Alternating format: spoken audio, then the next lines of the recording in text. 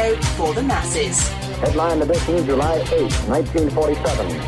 The Army Air Forces has announced that a flying disc has been found and is now in the possession of the Army. If the game is rigged, change the game.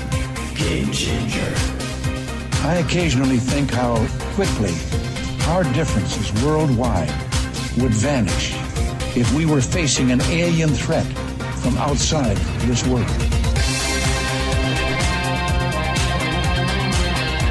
This is Fade to Black with your host, Jimmy Church, on the Game Changer Radio Network and KGRA, the Global Radio Alliance.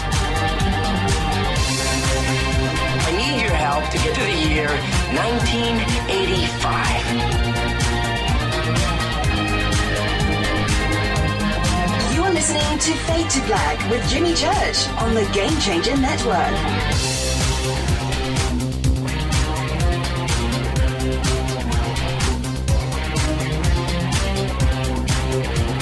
Good evening. Fade to Black. Bespoke Radio for the masses. Yeah, man. How you doing? How you doing? Today's Wednesday, September 18th, 2019.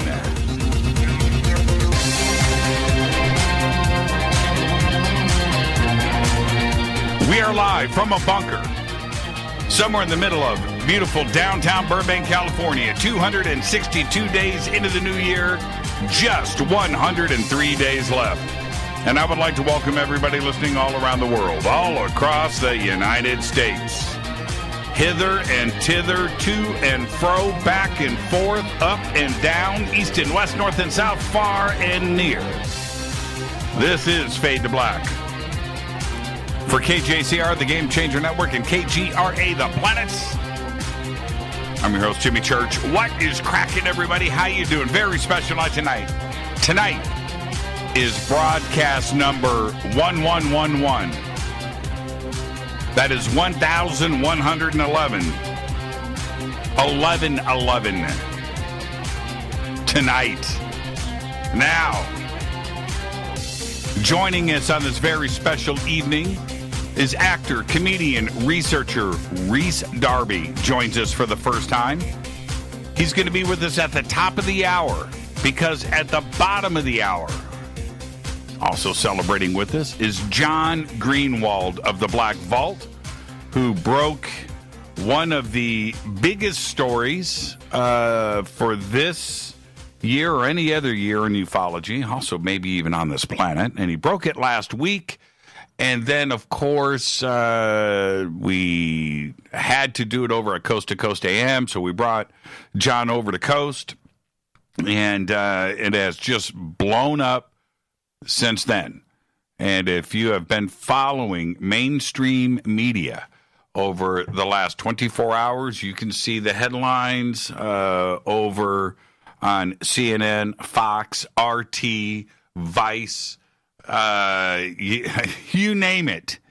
The story is there. It is one of the headlines, which is, of course, that the United States Navy has now come forward and said, yes, those are UAPs in those videos. Even,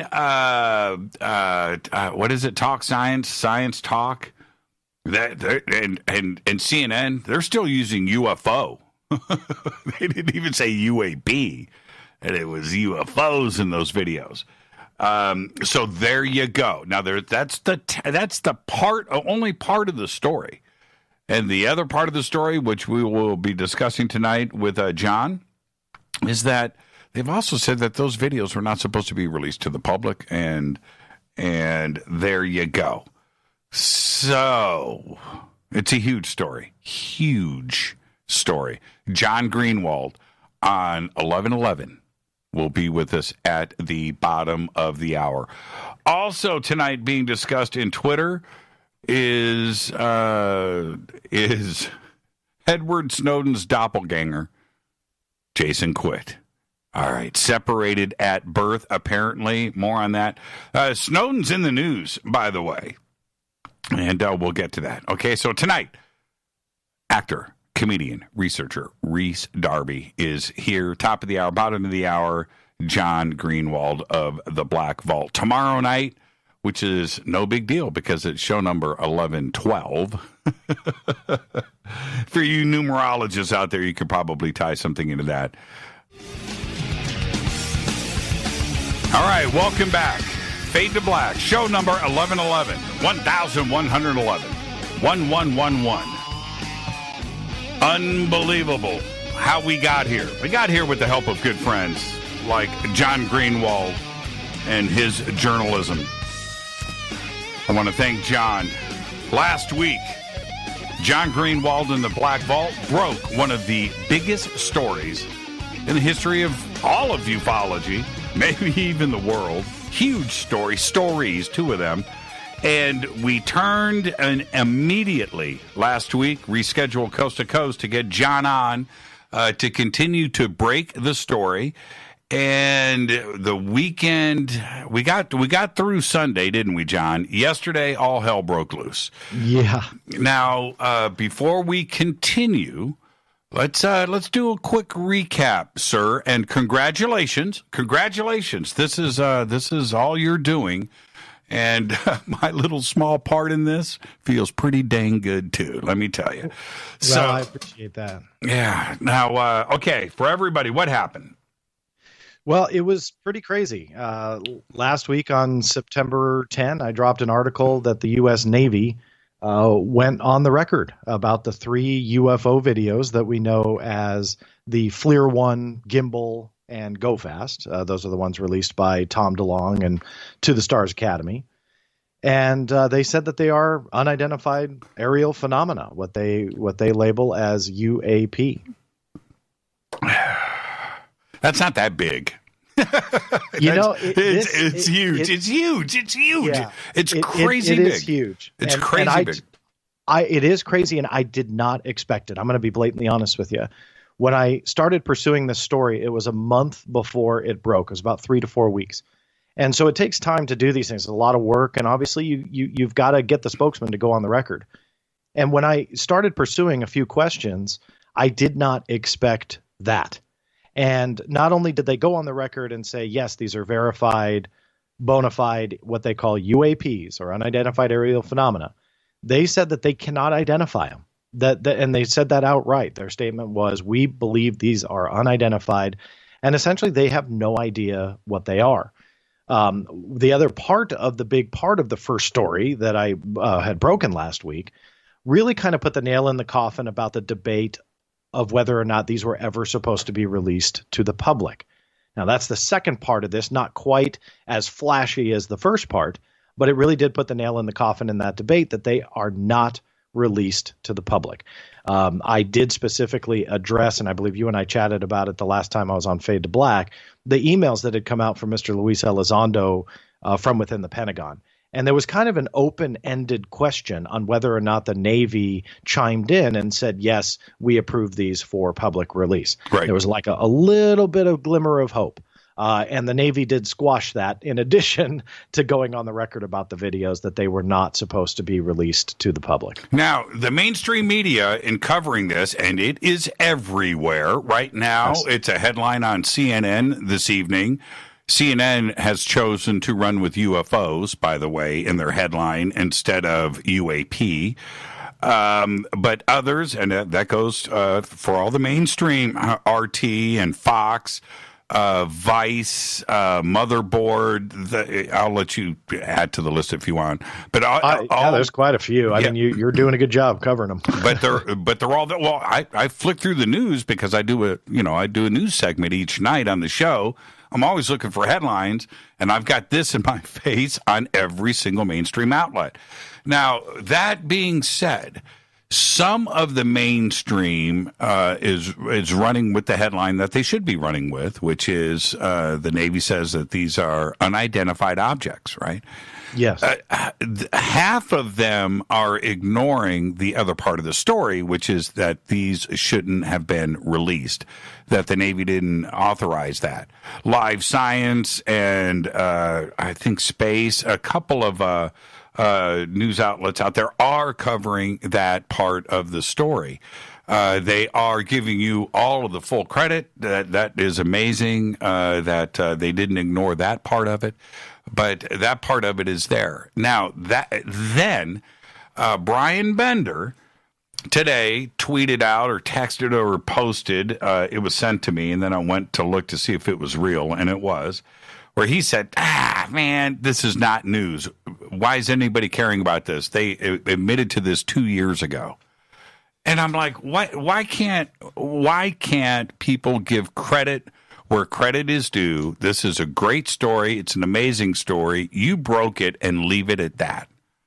Well, I'll be honest with you, Jimmy. I mean, I don't like to sling mud or anything, and that's not what I'm doing. But Brian Bender, I believe, is dismissing the story because I broke it. Right. And he has had and anybody who follows the Twitter exchanges can see this. He blocked me simply because I had forwarded it out an article of other Pentagon statements that were shedding a negative light on Luis Elizondo, namely the Pentagon statement that he had no responsibilities on the ATIP program. And in short, I mean, I wrote Mr. Bender directly and said, what did I do? And he specifically said that was the reason why he blocked me. There was no war or Twitter exchange or things that got heated. It was that he did not like that part of the narrative.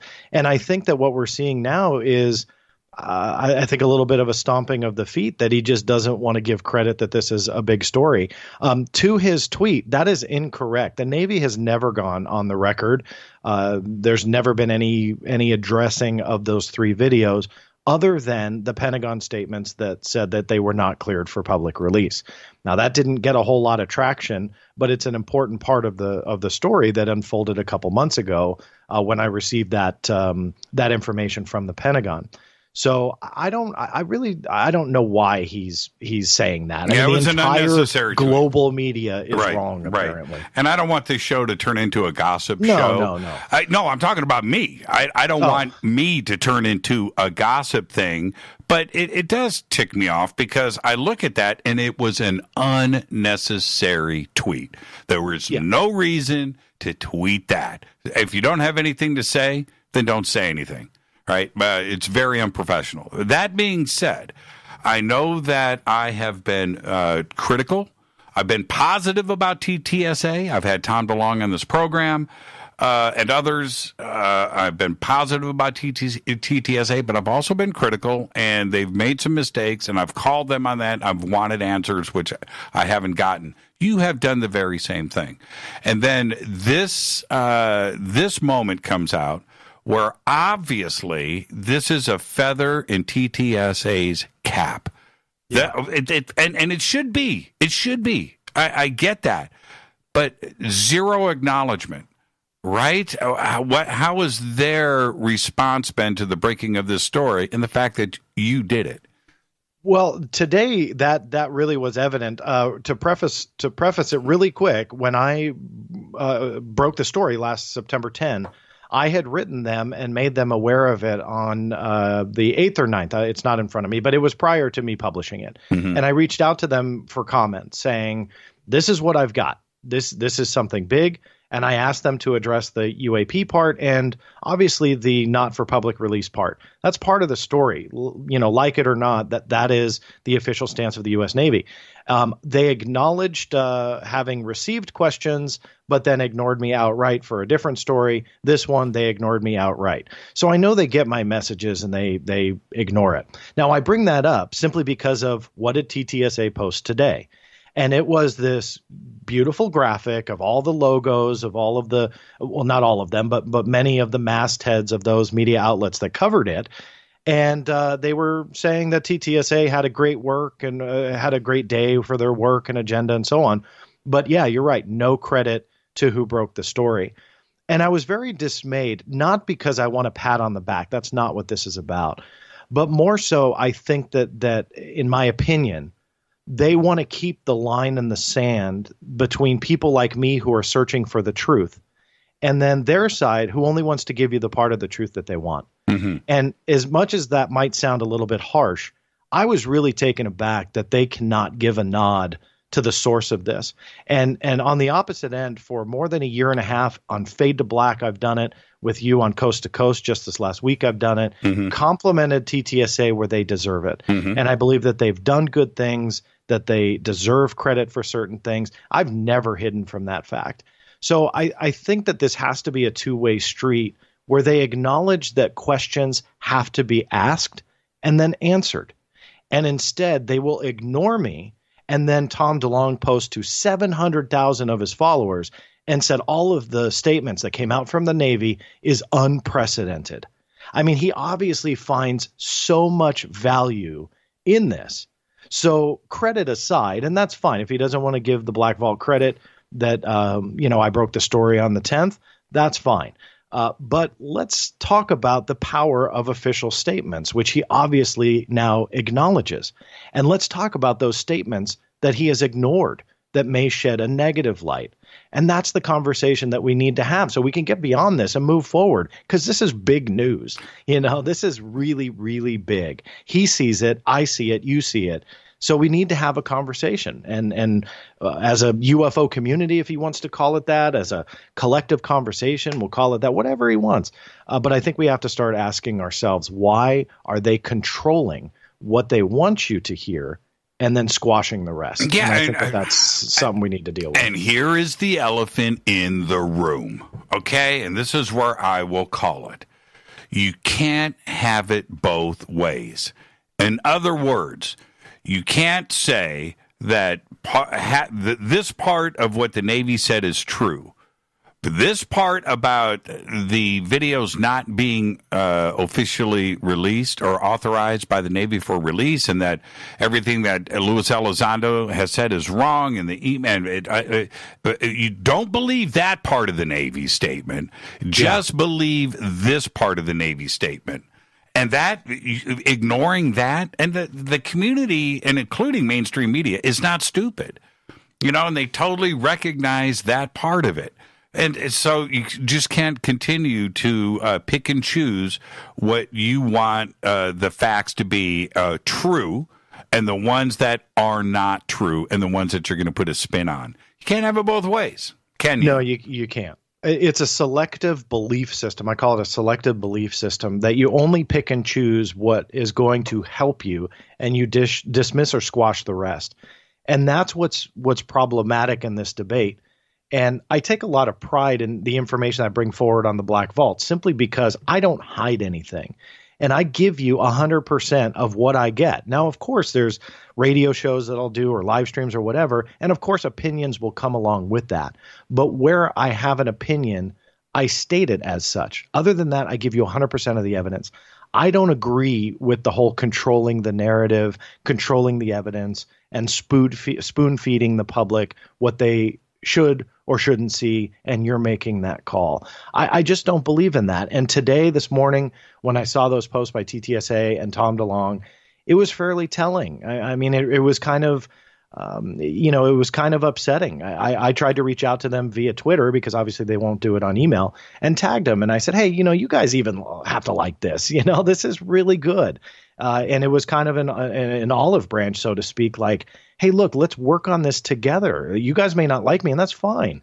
But as a whole, not just me personally, but as a whole, we need to start looking at this stuff and working together to take the next step. And yet they just kind of made it seem like this was a big day for them, and so on. And then that was dismaying. It really was, because I feel that they don't want to bridge the gap. John, let me interrupt you very rudely. Okay. No worries. The videos are cool. The videos have been out there for a long time. How they got released, how they, but they're out there, and they created quite a stir.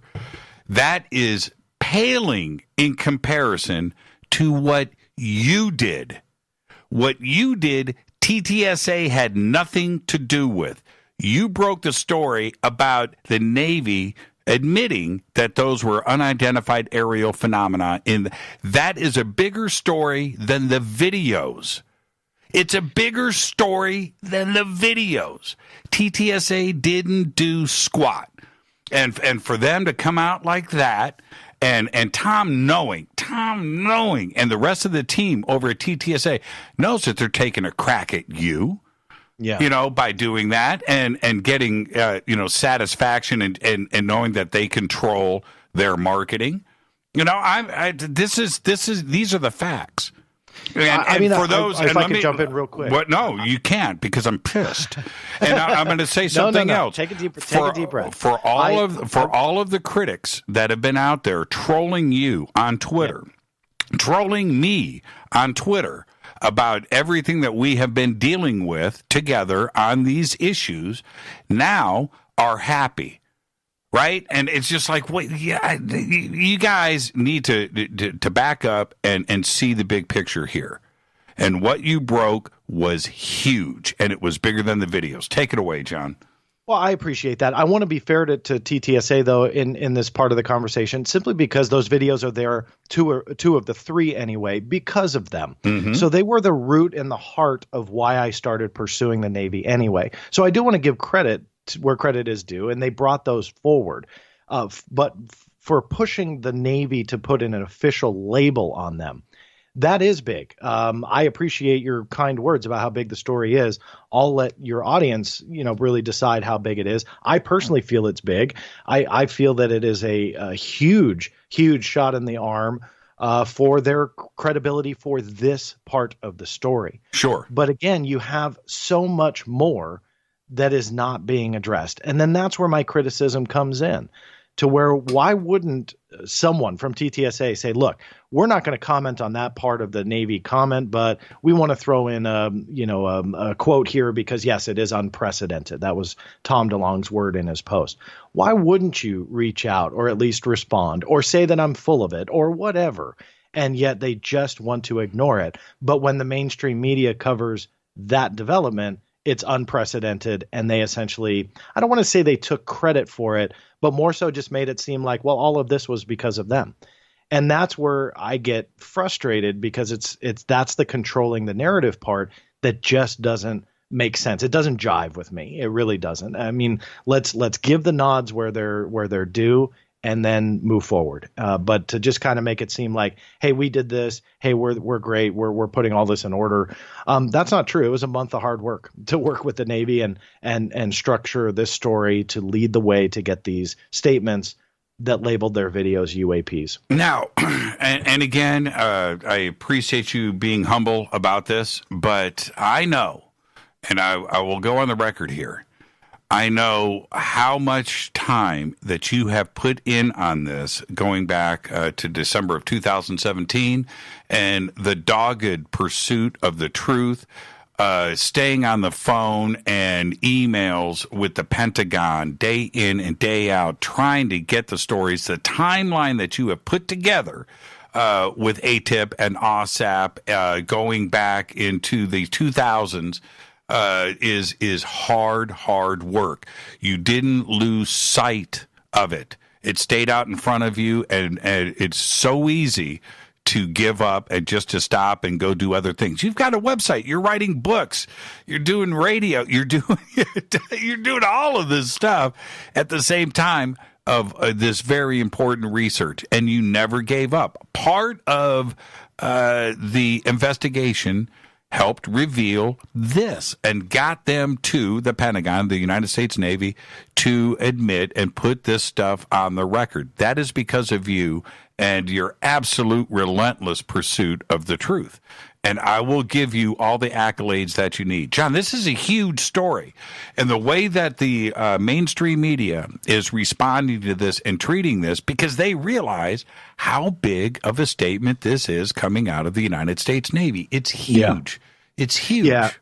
And and I appreciate all of those kind words. I really do. I'm humbled that you feel that way. And I will say this, that some of your listeners may or may not realize, I'm not sure, but there is such a power when it comes to an official statement when a government agency puts something in writing. Sometimes people's reaction will be, well, we already knew they were UFOs or UAPs, so what does this change?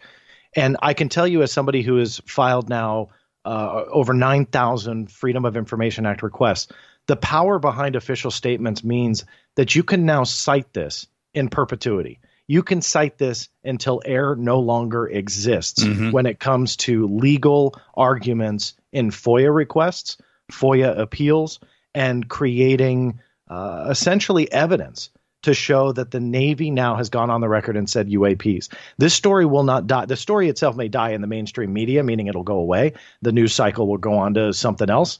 But the statements are indefinite unless they do a retraction, which I don't see happening. And so you can utilize that now moving forward, which I have in FOIA requests and so on. But that is putting it in writing. Whether or not Mr. Elizondo really did head ATIP or whatever with that debate, all of that aside, his word does not have the same legal meaning or the legal standing as an official statement. And that's why this is so big, because now we can utilize this for future, again, FOIA request cases and stuff like that to get more information out. So it's big in that regard. Okay. The other part of this, where do you see this leading next? Not only on the TTSA side, but your research and with the United States Navy. It's not going to end here. Can we expect more videos? Do you think that TTSA has got something else? All of this stuff with TTSA is now a year and a half old, right? We've been kind of stuck in limbo with TTSA. Yeah. Anything that has happened since then has been because of you. But where do you see this going next? Well, it's obviously we're going to, me personally, and obviously researchers are going to keep pushing to see what documents we can get and what videos. But I will say this, not to be a buzzkill. The Navy has already issued statements that really is going to squash that and make it very, very difficult, despite how mind-blowing the last 7 days has been with these statements appearing with UAP admissions and stuff like that. But the Navy has already issued statements that details regarding the cases will remain classified, that the videos themselves, albeit that they are unclassified, I did get them to admit that in writing, it doesn't matter. They are sensitive enough to have not been released into the public domain. That doesn't mean these three won't, since they've leaked out. Mm-hmm. But my guess is with those statements, the ones that are not as much fun to hear, they have put kind of the squash on releasing any more videos. Now, I find that as a challenge, that I will not have success getting videos out of public affairs. I know that. But through FOIA and appeals and stuff like that, you better believe I'm going to be trying my hardest, and I'm already trying to get additional information, documents, photographs, and videos that would be connect to the U.S. Navy. And again, those official statements are as good as gold. But I'm also branching out to other agencies as well, or other branches, I should say, which includes the United States Air Force, and we'll see what we can get. Thank you so much, John. And I agree with you that there's going to be a much higher level of scrutiny and discretion when it comes to stuff like this. That these got snuck out of there, right? That it was done. It was, you know what? They made it out, but this next time around, it's going to be much more difficult unless they choose to release it on their own. But they're not gonna sign off on any request, training videos or whatever. It's just not going to happen. Yeah, I don't see it. And by the way, really quick, because I know you got to go. The Navy went on the record and said that they did investigate the leak of the FLIR 1 or the Tic Tac video that was leaked on the internet back in 2007. And it's a story in itself, but it shows that the Navy is interested on figuring out what happened to these videos. Now, they opted not to pursue anything in that because there was just too many possibilities and essentially too many suspects. They didn't say suspects, but too many people that could have been the leaker. I tried to get them to go on the record about Gimbal and Go Fast, whether or not they were investigating it, and they declined to comment. So in my opinion, the story's not over yet. And I hope that TTSA decides to address that one day about how these videos came out, because that does go to the heart of the credibility to this story. Part of it just got a shot in the arm with the credibility, but other parts we still need to get some answers. Well, look, when you're in a questionable content zone, like conspiracies and UFOs and the alien agenda, you need to ride the fine line on the right side of truth. Yeah. Once you err in that, your credibility is gone. It's just gone. It is too touchy, too sensitive of an area. You just can't get caught. And that's it. That's it. Thank you so much. Now, what's the deal? Are you going to be doing some more live streaming like you did earlier today? I did earlier today. I did one. Yeah, we had a great time. Lots of people, lots of phone calls. But yeah, I'll be doing more as more documents come in and more developments happen. Live streaming has been a great way to kind of reach out and also help others kind of understand what's coming in. I don't have all the answers, and when I don't, I admit it. But it's a great tool to be able to help others understand everything and what's going on. So yeah, lots of live streams, podcasts, and hopefully documents and new statements, and then we'll get some new articles out there. Now, really quick, I've got 20 seconds. I want everybody to know where they can go and get all of this information. Of course, there is Twitter with BlackVault.com. You've got Black Vault and you over on Facebook.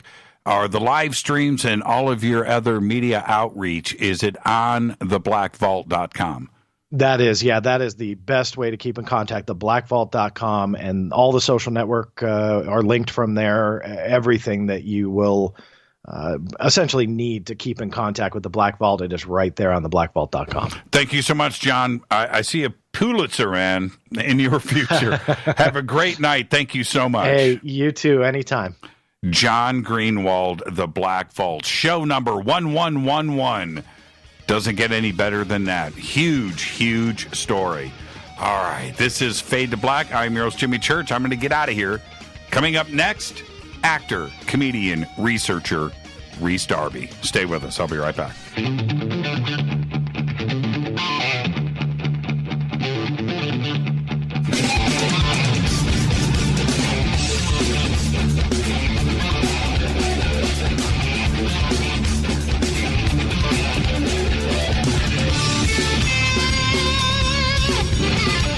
All right, welcome back. Fade to Black. I am your host, Jimmy Church. You can follow me on Twitter at JChurchRadio. Email is jimmy@jimmychurchradio.com. Very simple. Tonight, it's a very special broadcast. It is show number 1111. 1111. We didn't celebrate 1,000.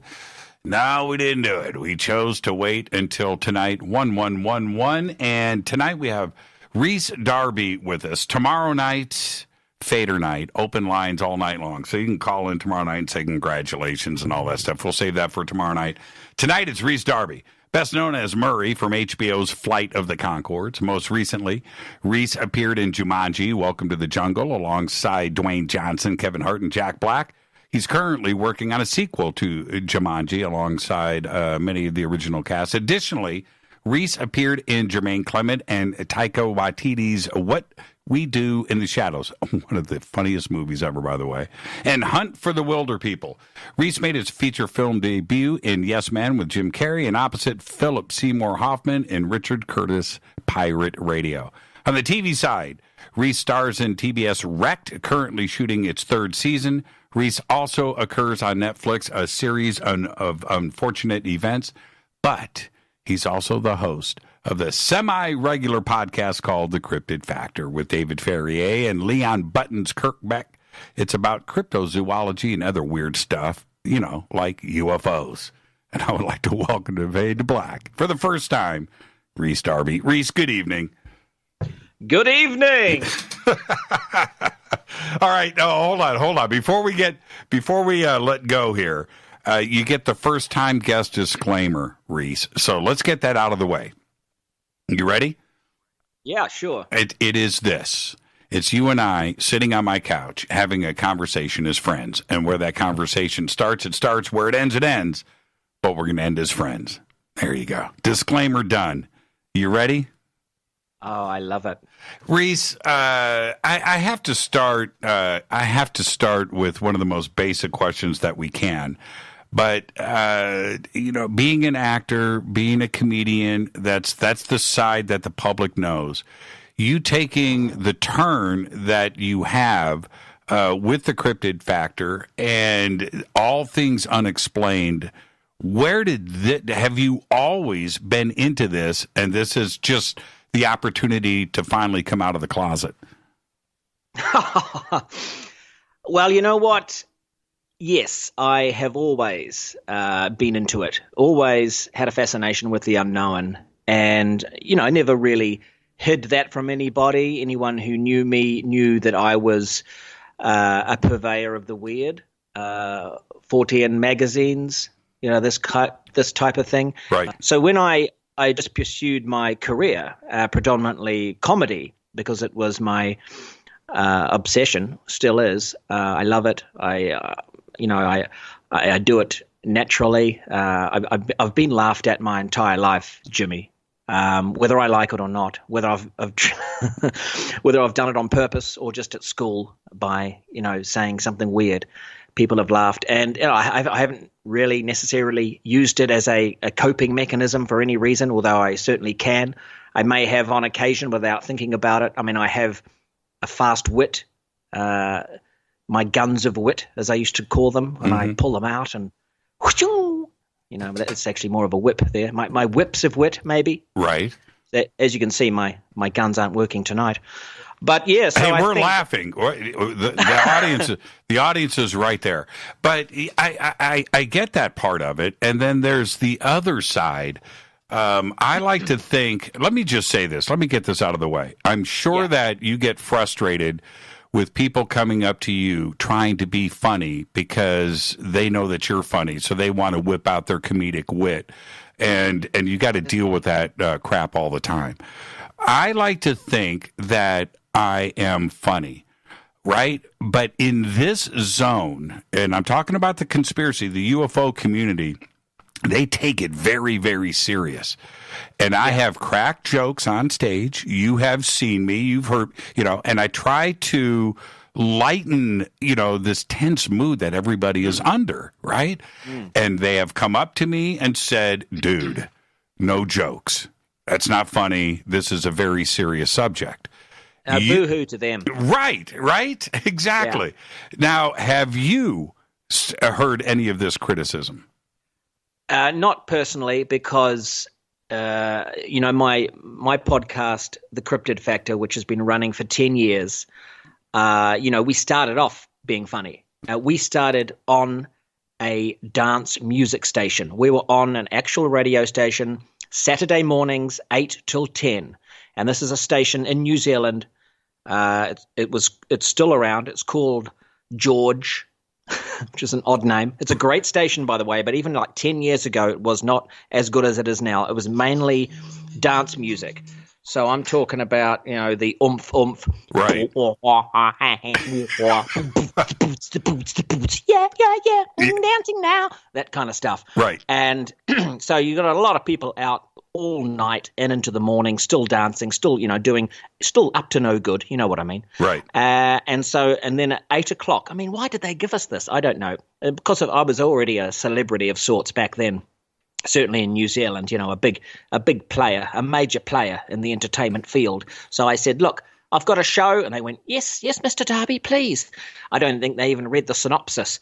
I came in with my mates, Buttons and David Farrier, and we have this show called The Cryptid Factor, where we discuss the unusual, the wonderful, weird stories, the weekly world weird news, and focusing in on, of course, cryptozoology for 2 hours in the morning. And you should have seen the amount of emails and complaints, the harassment we received from the general, who were kind of into this music and still probably dancing and doing other things, as you know. Right. And so they're sort of going, what is this BS, And so one of the emails, a famous one that we've now used almost as a motto, is stop encouraging BS. And I'm not sure, Jimmy, whether I can swear at all on this station, so I'm, using the initials. Sure. But yeah, so that stop encouraging BS. And of course, it's not BS to me or to my friends or to people that are into this stuff. And so that became a motto. Oh, yeah, we're going to keep encouraging it, my friend. We're going to encourage this thing till the cows not only come home, but till they hover up into the sky and end up disappearing in a saucer. That's how long we're going to keep doing this, until we can witness that and prove it. So yeah, I've done it for 10 years, and I'm sort of running away with my my story here now. But just to finish off this little piece, the the radio show, which then we got fired from that station because of the complaints. We moved to a student station, which then became a podcast. This was back in the day when podcasting just became a thing. And so we started recording our show and then putting it out on the internet. And then we moved into another station, another radio station, which was in a shopping mall near my house. And I moved there because it was more convenient. But we did have a lot of people walking through, on their way to the supermarket or to buy a pair of shoes. And we'd be in the middle of the mall discussing Bigfoot and the latest whereabouts of, Nessie and lizard men and things. And people would stop and go, "Excuse me, are you the information booth? We just need to know where the lower car park is." That type of thing. And it was just crazy. But you know what? It's being amongst the real world and getting this truth, this unknown but definitely real phenomena that people experience out into the public light. And it does help that I'm a comic, I'm an actor, but people know from the tone of the show that we are into it. We're hobbyists, enthusiasts, and then we talk to scientists and a lot of eyewitnesses about the sort of stuff we're dealing with. And initially we thought, have we got enough to fill 2 hours each week? And by hokey, as you know, yes, you've got enough to fill in 2 hours every 2 hours with this type of fascination and this wonderment.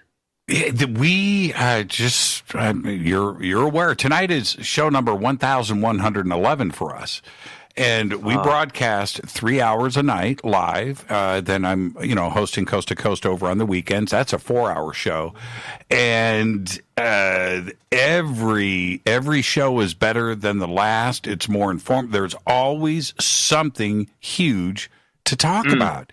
And it never ends. And now I actually want to back up for a second. Let's put the car in reverse. And I'm not trying to be funny. Let's literally put the car in reverse. Okay. I was, the audience knows you. And especially when you think of, what we do in the shadows, and you think of something like that in reference to you.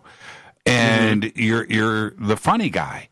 But your knowledge of these subjects is very deep, and you and I have had some pretty lengthy conversations about this, and I was very, very impressed. Every zone that we went into, you're well researched. How do you? Oh, thank you. Well, how do you choose to do that? Are you? Well, like I said, it's a hobby, and it's like anything that you're into. If you're into go-karting or kites, you'll get into it. And for me, I've just always been into the weird, and I don't know why, but you ask anyone who really loves the weird, and there's something about them that is possibly weird, and that's why they kind of configure to it.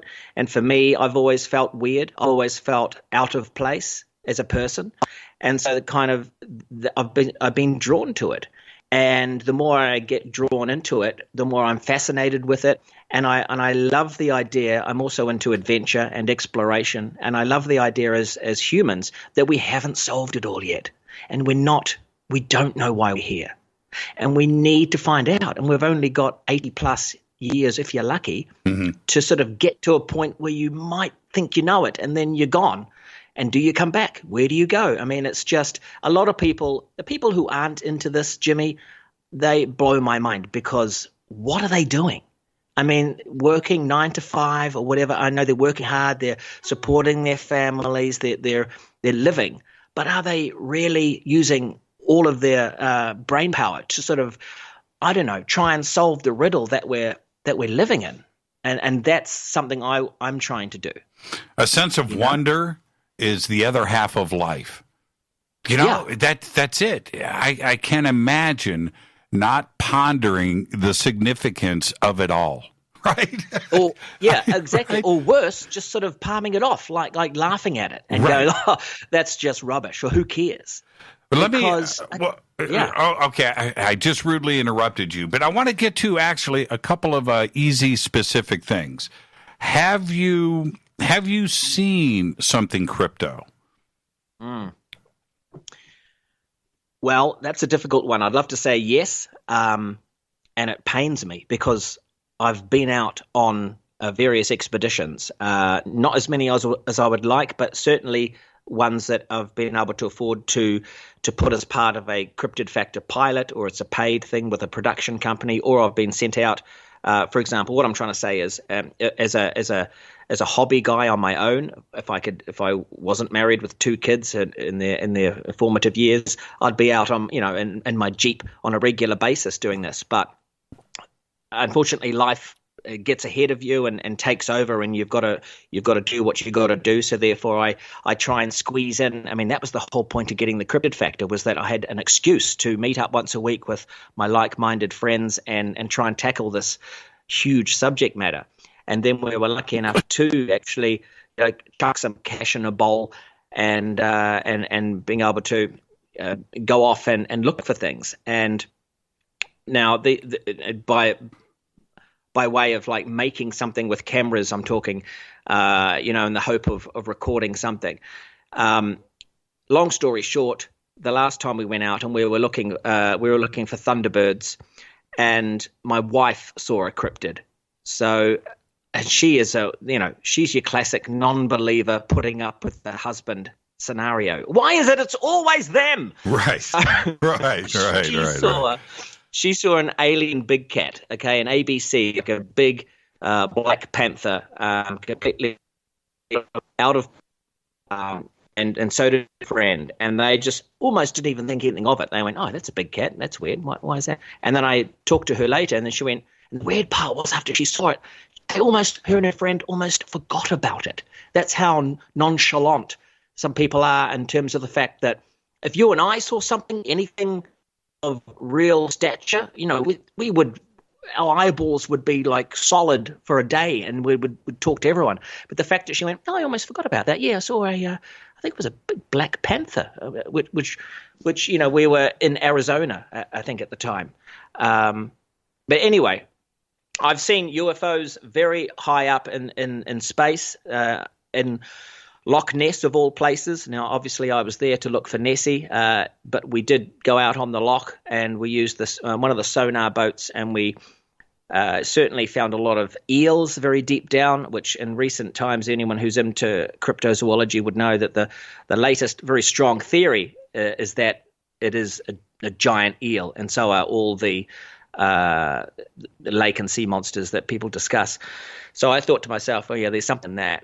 And I thought it may have been a giant eel at that point. But yeah, so that's my UFOs. And I've seen them, on UFO conferences where you've been there using the night vision goggles. Mm-hmm. So that's the only, and that is a legit thing that you can, and you can see those quite often, but I haven't seen anything close to the earth. And then the only other things I've seen are, unfortunately, and I'm going to say that, people love ghosts. I'm not a big fan, but yeah, I've seen and felt the presence of 2 ghost situations. I actually I talk UFOs and Bigfoot and Nessie so much on this show. I don't cover ghost as much. I'm very interested. What did you see? Okay, well, and I think it's great that you don't cover ghosts as much, because there's almost too much coverage on the ghost situation. Always has been, I thought. No, it's not to say, I know there's some ghosties out there that love them. For me, never been a big fan, maybe because there's a bit of fear in it for me. I'm like I'm right with you. I'm right supernatural. With you. Yep, I'm right with you. I'm right with you. You know I'm what right I mean? with you. There's a bit of like, okay, I can handle like a Sasquatch. I can see a giant sea serpent and go, okay, that's a tangible thing that shouldn't be there. And the other thing with cryptozoology is out of place animals, whereby you're seeing, like this is the alien big cat example, where you're seeing big cats in built up areas or places where they shouldn't be. Another one is in New Zealand. We have moose apparently down in the South Island, which has been one of our cryptozoology creatures. There's no reason we should have moose there. But curtailing back to the ghost situation for you, the best one was when I was in Edinburgh. Now, I do the Edinburgh Fringe Festival quite a bit. Not so much these days, but back in the day, I've done about 8 of them. So that's the big Fringe Festival, the biggest arts festival in the world. So I'm down there about 2003, young guy, handsome, doing a show in a venue. Now there's over 600 shows for the Edinburgh Fringe Festival. It's crazy. It's the whole world sort of comes together in the arts, and the brochure is almost as thick as a phone book. There's a lot to see. I've squeezed myself in there. By the way, as an aside, this is where Flight of the Conchords and I got together for the first time and worked together. So they had a show there. I had a show there. So my show, a very small room, because no one knows who you are. You're lucky to get a room. I was in a room called Cave 3. Now, there was 3 caves. It sounds weird, but that's what they called them. And they're sort of they're in a part of Edinburgh. If you haven't been to Edinburgh, I highly recommend you go to this wonderful Scottish city. It's nooks and crannies, cobblestones. It looks like something. It's haunted as the day is long. No doubt. Oh my gosh! Yes, yeah, it is. Yeah, it is. It is. So it's freaky. It's gothic. There's a giant castle there. It is just. Oh, it is. I just love it. It's my favorite city, and I lived there for a couple of years because of that. Once I did a show, I just didn't leave. But going back to the cave, so I'm in this venue which they opened up down in a place called Cowgate, and these rooms that they decided to open up for more venues used to be the places that they threw all the dead bodies in, or the people that were just about dead from the plague, hundreds of years ago. Okay, and then they cleaned it all out and got rid of them, or got rid of what was there. But of course, you're never going to really get rid of what's there. Nope. And so I'm on stage, a tiny little stage, my audience size 12, doing really well. And so there I am. And you might hear that in the background. That's my security. It's okay. I've checked him out. It's Jimmy Church. All right, awesome. He's legit. Yeah, he's got his own show. Okay. So all right, we're good. Now I'm performing 2003 in front of 12 people. I'm doing my jokes. I'm having a bit of a laugh. I do a few impressions. I used to do dinosaur impressions, and all that. My humor is quite childlike with an element of adult humor. I do sound effects. I do characterizations. It's hard to sort of it's hard to visualize what I do unless you actually visualize it. But anyway, there I am. And suddenly, halfway through the show, and this is like you've got an hour slot, halfway through, I get this weird coldness go right up my back spine. It goes from the base, my bum, right all the way up, and gives me this really weird cold feeling in my body, and then darts from my head. This light darts from my head right across in front of me about 6 meters off to the right, and goes straight to a light, one of the lights that's lighting me up. And I just froze, because I had this weird feeling that there's some weird energy had just passed through me, and I physically saw it shoot off to the light. And I said to the audience, "Did you guys see that?" Now, the weird thing is they didn't see it. They didn't see this thing that I saw. Oh, that's so messed up. It is. But you know what? I was so shocked that I couldn't go on, Jimmy. I had to, at that point, the hairs on the back of my neck, and then they're standing up now thinking about it. I was like, what had I just experienced? Because it felt like an evil thing had come through me. It was hard to describe.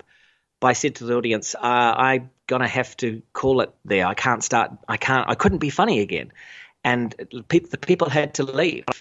And then they walked out, and I went straight outside as well into the alleyway there, a nice cobblestone alleyway, where all the people are mingling and things. There was a couple of people went, "Oh, he just ran out of material. He must have just it was very funny looking back." But I didn't. I was just absolutely freaked. I couldn't go on. And the next day, I got a priest to come in, and he blessed the place with holy water, and it was the weirdest thing because I had to go with him. And so he did the cross and then flicked all this water around my venue and did a little prayer and stuff. And then I ended up going back on stage. Like, I took a day off, and then went back on. And this also went into the local news. And there was one other act that had a similar experience and shut their show down for the rest of the run. Like they went home. So I'm so with you on that. Look, you're right. Nessie, it's physical, right? Bigfoot, it's physical. UFO, it's physical. I can deal. Chupacabra, bring it on, right? Yes. A ghost is something that is not physical, and it scares the crap out of me. And people that go, no, and people, hey man, you want to ghost hunt your house, man? Let's go through. No, I don't. I don't want to do it. We watch those, the Exorcism. You watch those movies whereby, we don't have control over something that's the supernatural. That could, we've heard about the poltergeist thing. I mean, it's just a little freaky. For my life. Yeah, the other day, I got to take a break here, but I'm going to tell you a 15-second story. I'm over at our house. I'm in the kitchen island, right? I'm at the island, opening up mail. To my left, about 10 feet away, is the sink and the window, going out to the backyard.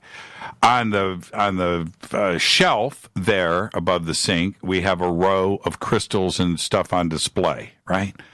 One of the crystals, which has got 2 crystal balls sitting on top of it, and I'm standing there alone. Rita is in another part of the house, in the front room.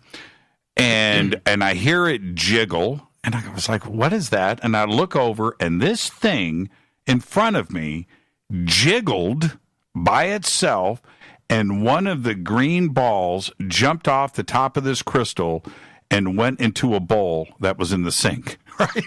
No, Rhys, I saw it. Yeah, oh my God. No wind, no nothing. No. And so I yelled for Rita. I didn't move, right? And I yelled for Rita. She comes in. I said, okay, I'm standing here. That thing, that half moon rock wiggled and something jumped off the top of it and went into the bowl.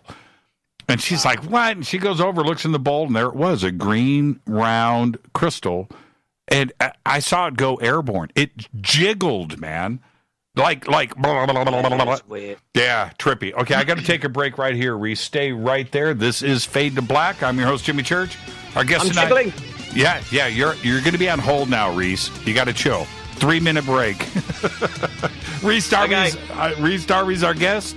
Show number 1111. Stay with us. We'll be right back after this short break.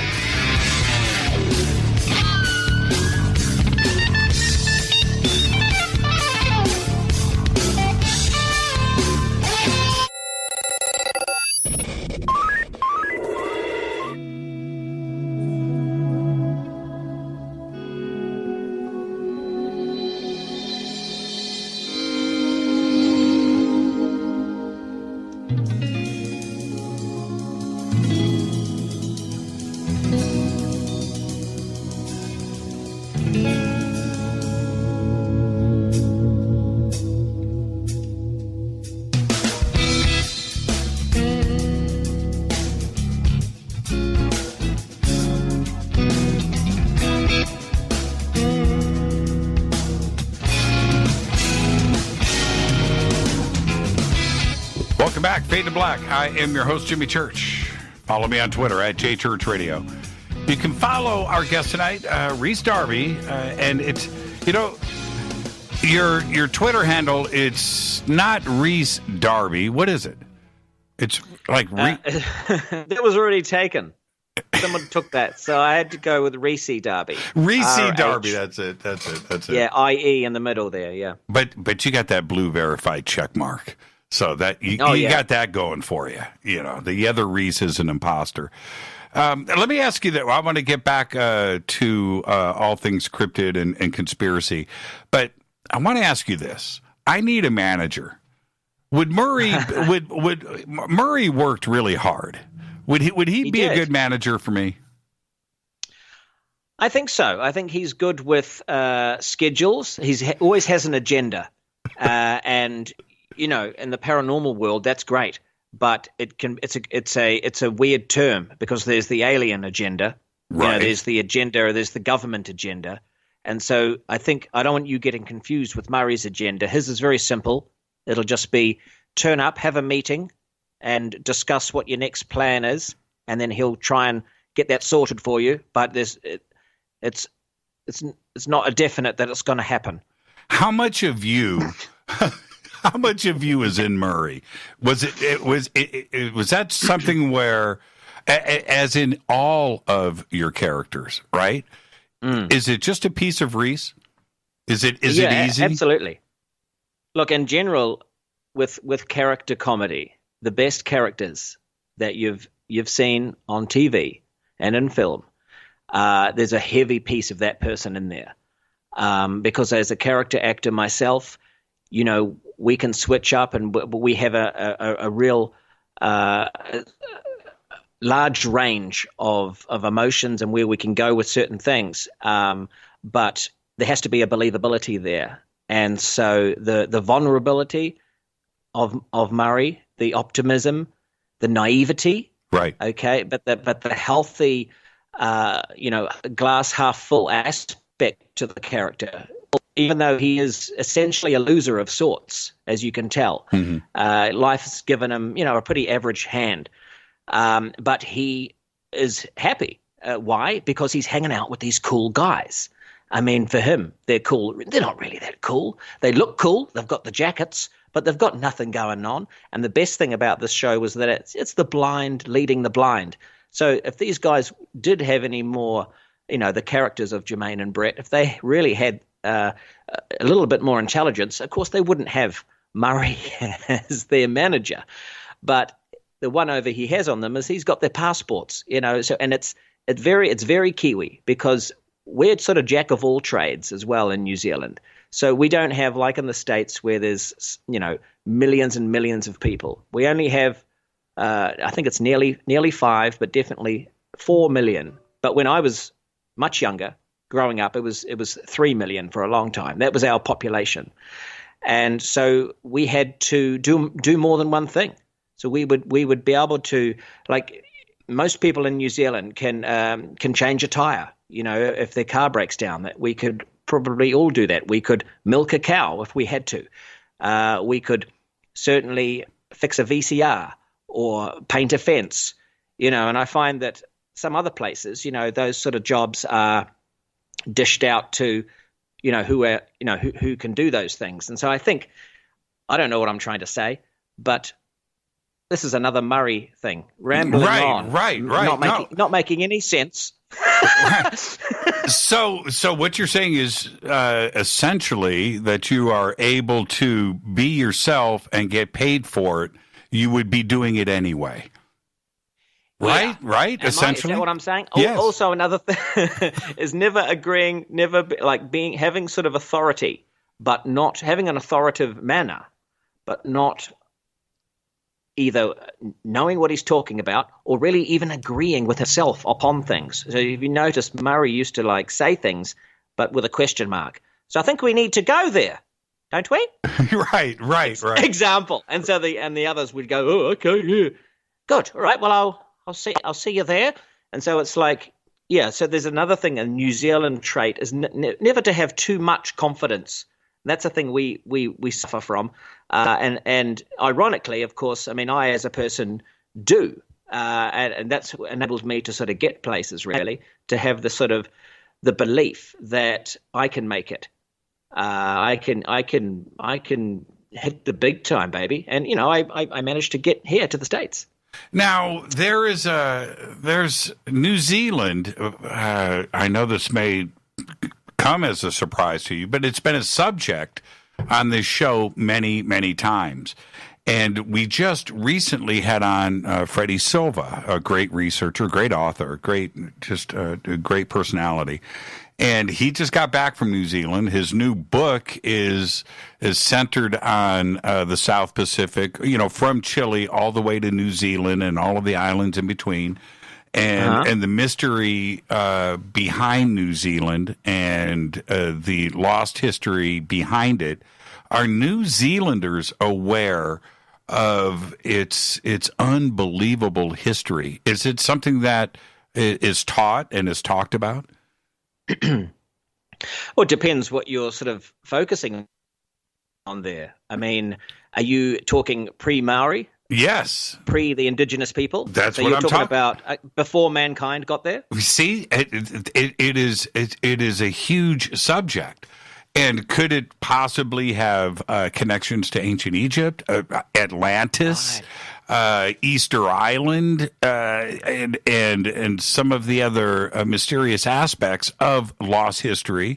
And the focus over the last couple of years in our community has been right there at New Zealand.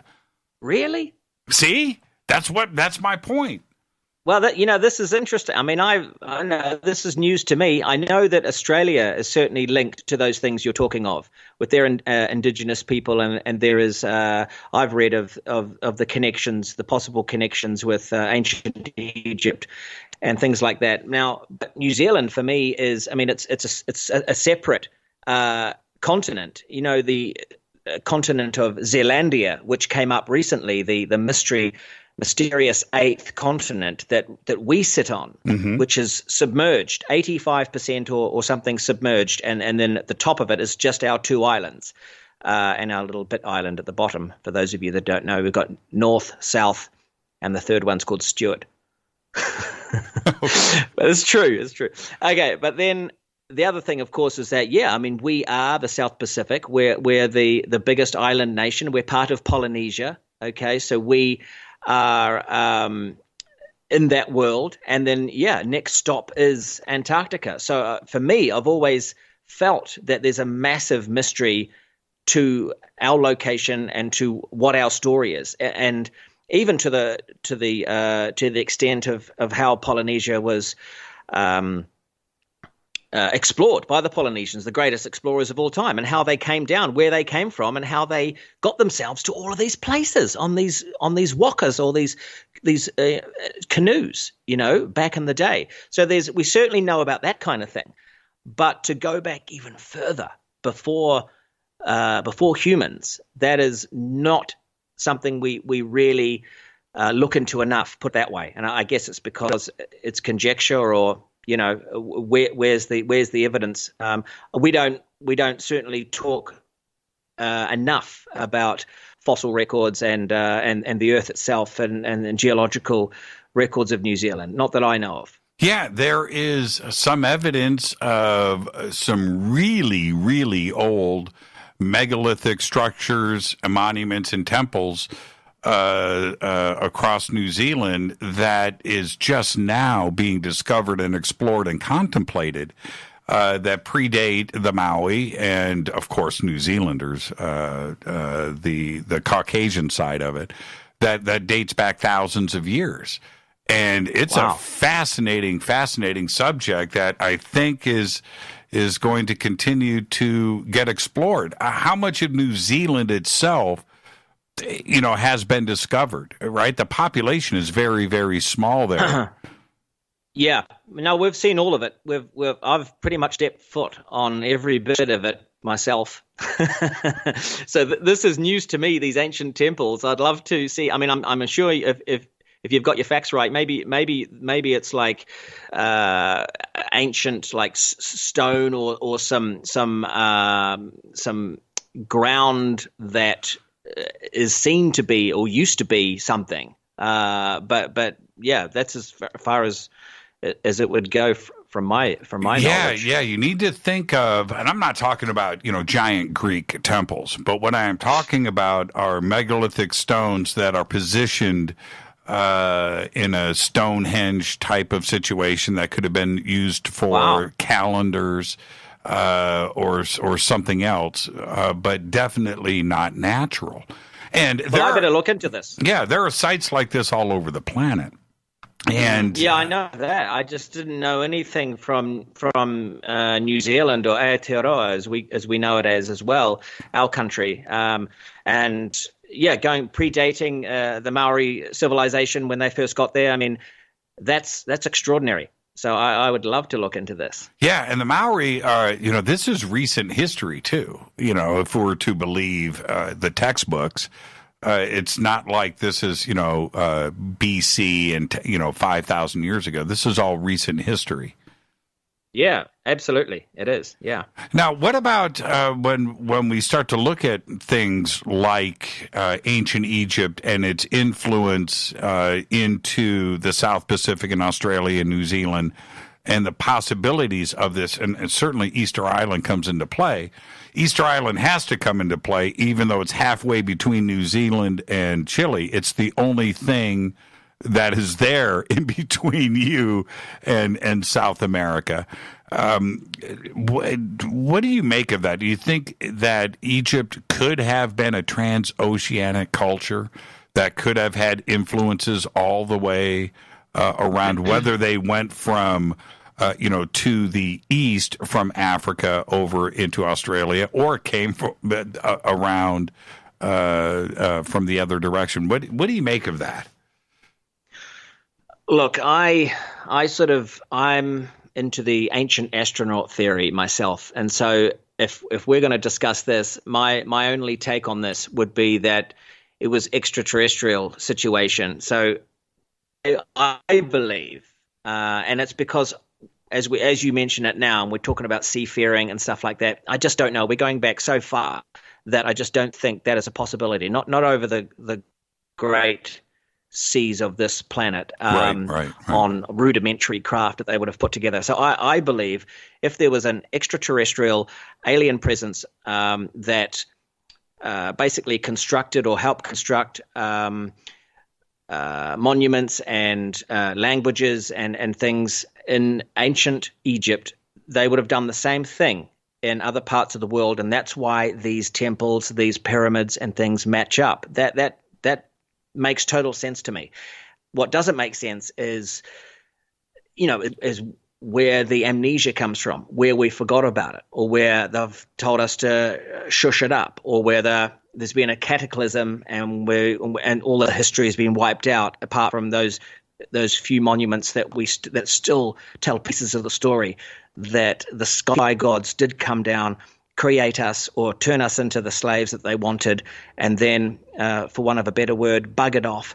And then we're left with what we have. It makes more sense. And I've been, reading about, obviously, the Great Pyramids and the Sphinx, which is so old, even before the pyramids. And why is it there? And it's just that kind of stuff obviously blows my mind. It's all part of the subject matter.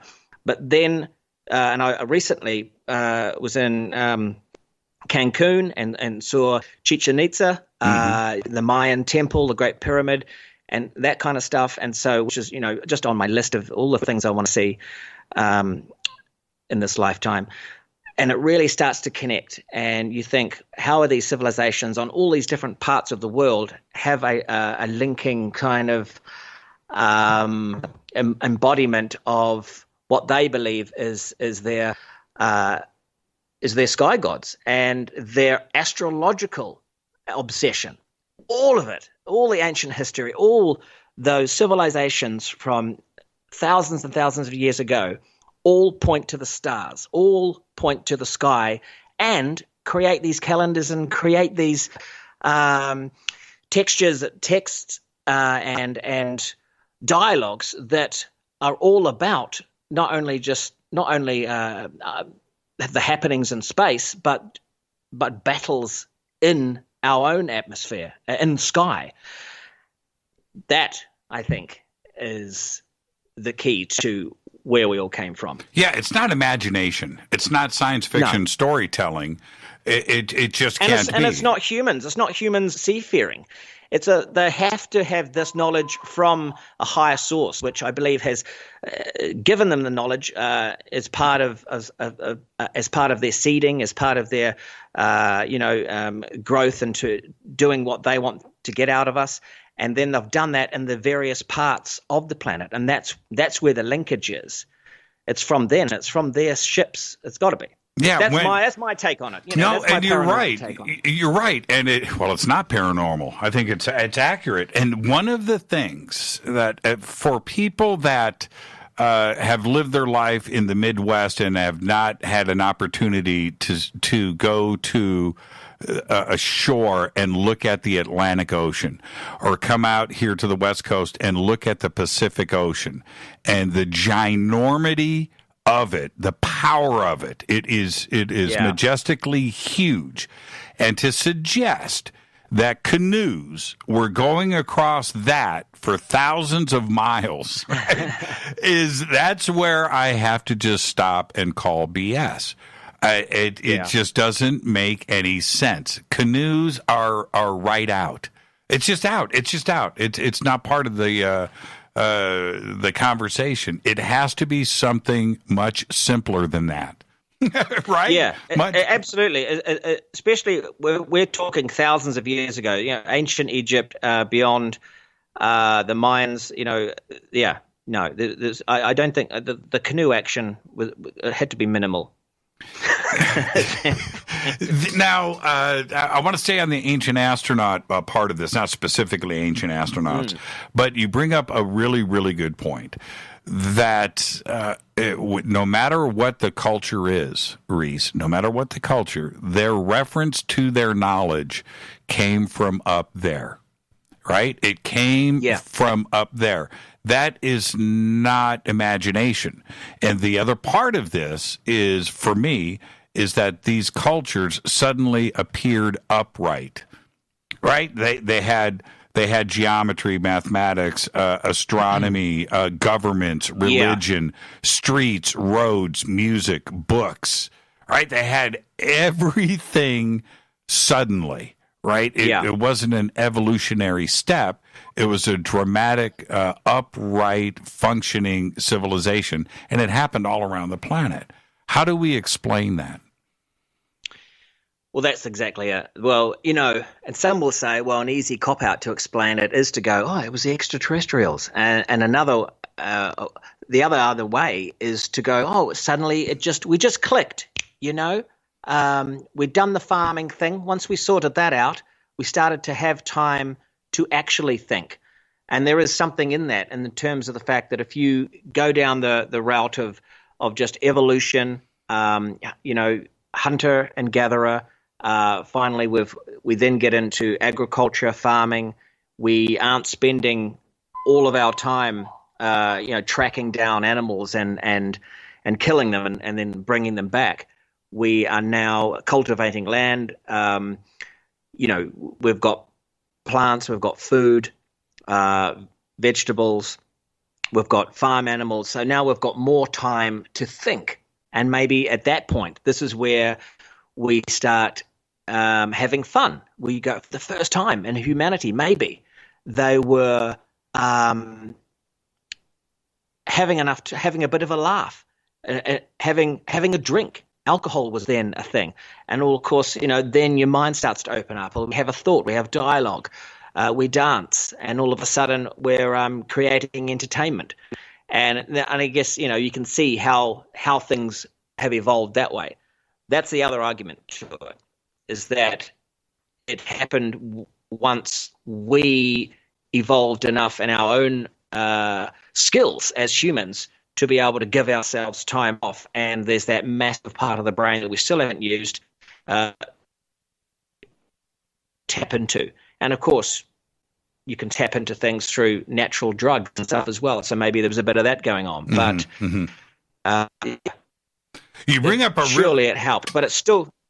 Yeah, you go. Yeah, you brought up a really good point. I don't want to dance past this, which Zahi Hawass, whatever your opinion is, that's not the point. But I was watching him in a documentary, and he actually said these words. And if we go back to 3000 BC in Egypt, now we are at the edge of Stone Age man. Okay, that's it. That's 3000 BC. The Bronze Age hasn't even happened yet. 3000 BC. And he goes, well, and if you look at these hieroglyphics here and you look at the house, here they are making beer.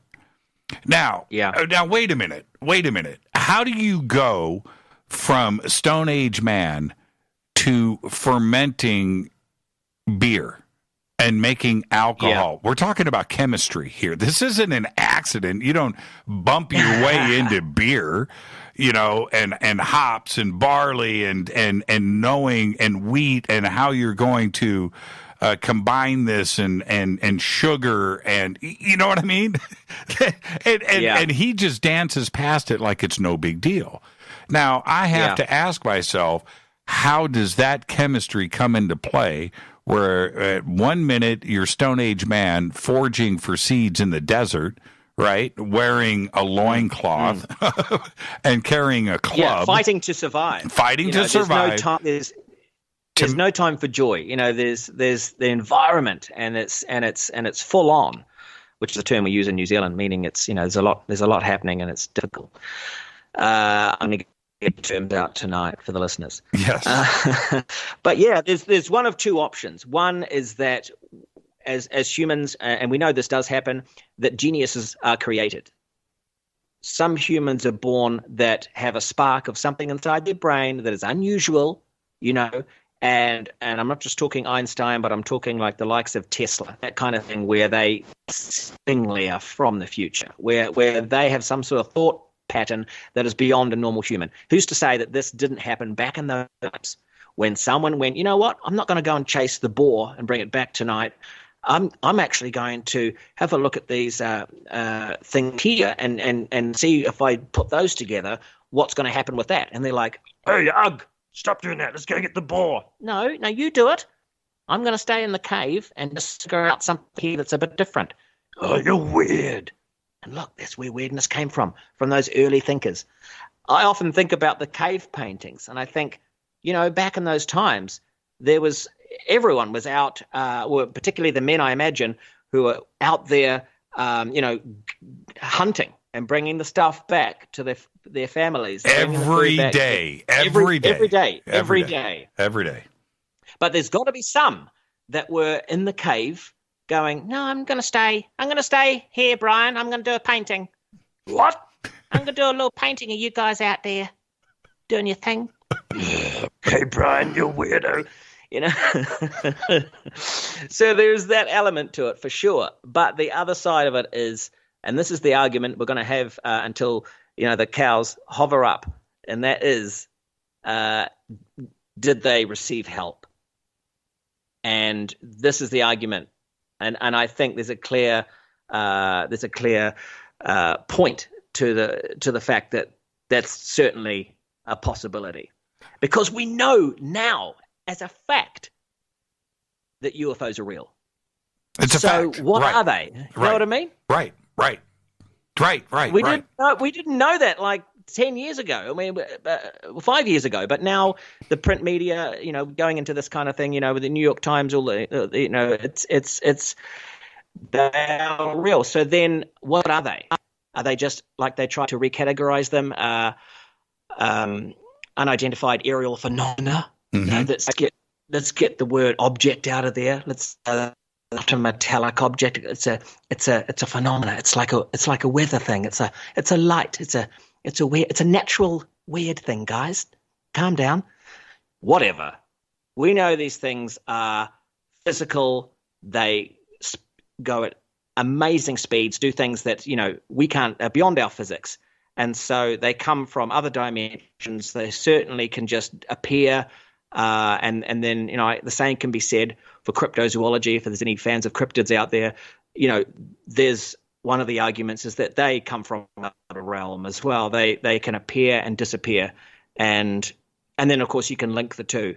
But I'm rambling now into another part. But what I'm trying to say is, let's actually. I got to jump to other option. I got to jump to a network break. So let's get that in. This is Fade to Black. I am your host, Jimmy Church. Our guest tonight, Rhys Darby.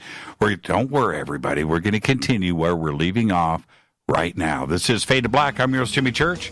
Stay with us. We'll be right back after this short break.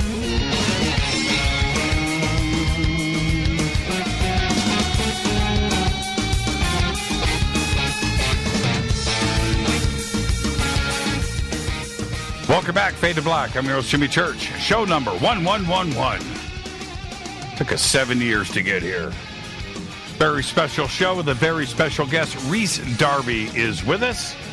He's got his podcast. It's called The Cryptid Factor. And I want to switch to cryptid right now, Rhys. I'm on the fence about Bigfoot. Okay? Yeah. Now, I've been leaning. I saw my first Bigfoot print last year. I saw 4 of them, made a plaster cast. Pretty extraordinary. I don't know how to explain the feeling that I had after that. Wow. Pretty trippy, but still not 100% convinced. But when it comes to Bigfoot and the Bigfoot shows out there, I seem to know how each episode is going to end. Right, and that's kind of where I'm at. Disappointingly, right? Well, but yet I've seen the footprints. Right, I can't explain that. Yeah, it's for me. It's pushing me in the right direction. I'm not quite there. For you, what is your stance? And if you were going to, throw evidence out there to somebody like me, what would you do? Well, that's a good one. I support it. I'm into it because I'm into cryptozoology and I want to believe. And that's an old adage, but there has been so many eyewitnesses. I mean, they made that show, Finding Bigfoot, ironically, and, they never found him. But, and by the way, statistically, there's hundreds, if not there's thousands of them for them to survive. So it just leads to so much suspicion, but also so much wonder. And who's going to say no to eyewitnesses, to the many that we've seen on television and, in every other source on the internet, their eyewitness accounts. And I've certainly listened to a few from my show. And these people are real. And they're speaking the truth, and they have seen something.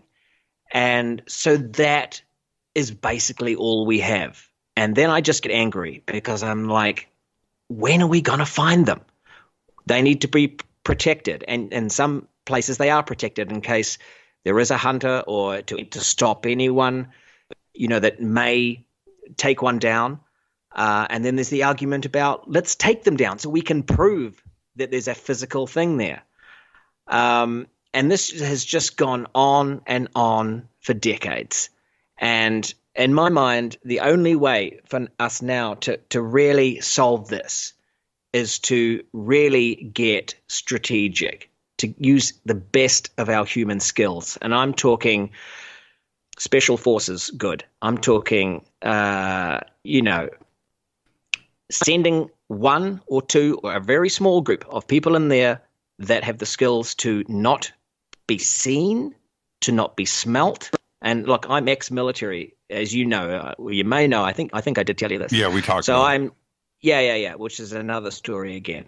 But to go into these forests and to have the complete advantage to not be smelt from miles and miles, because these creatures can smell. They have amazing senses if they are what we think they are.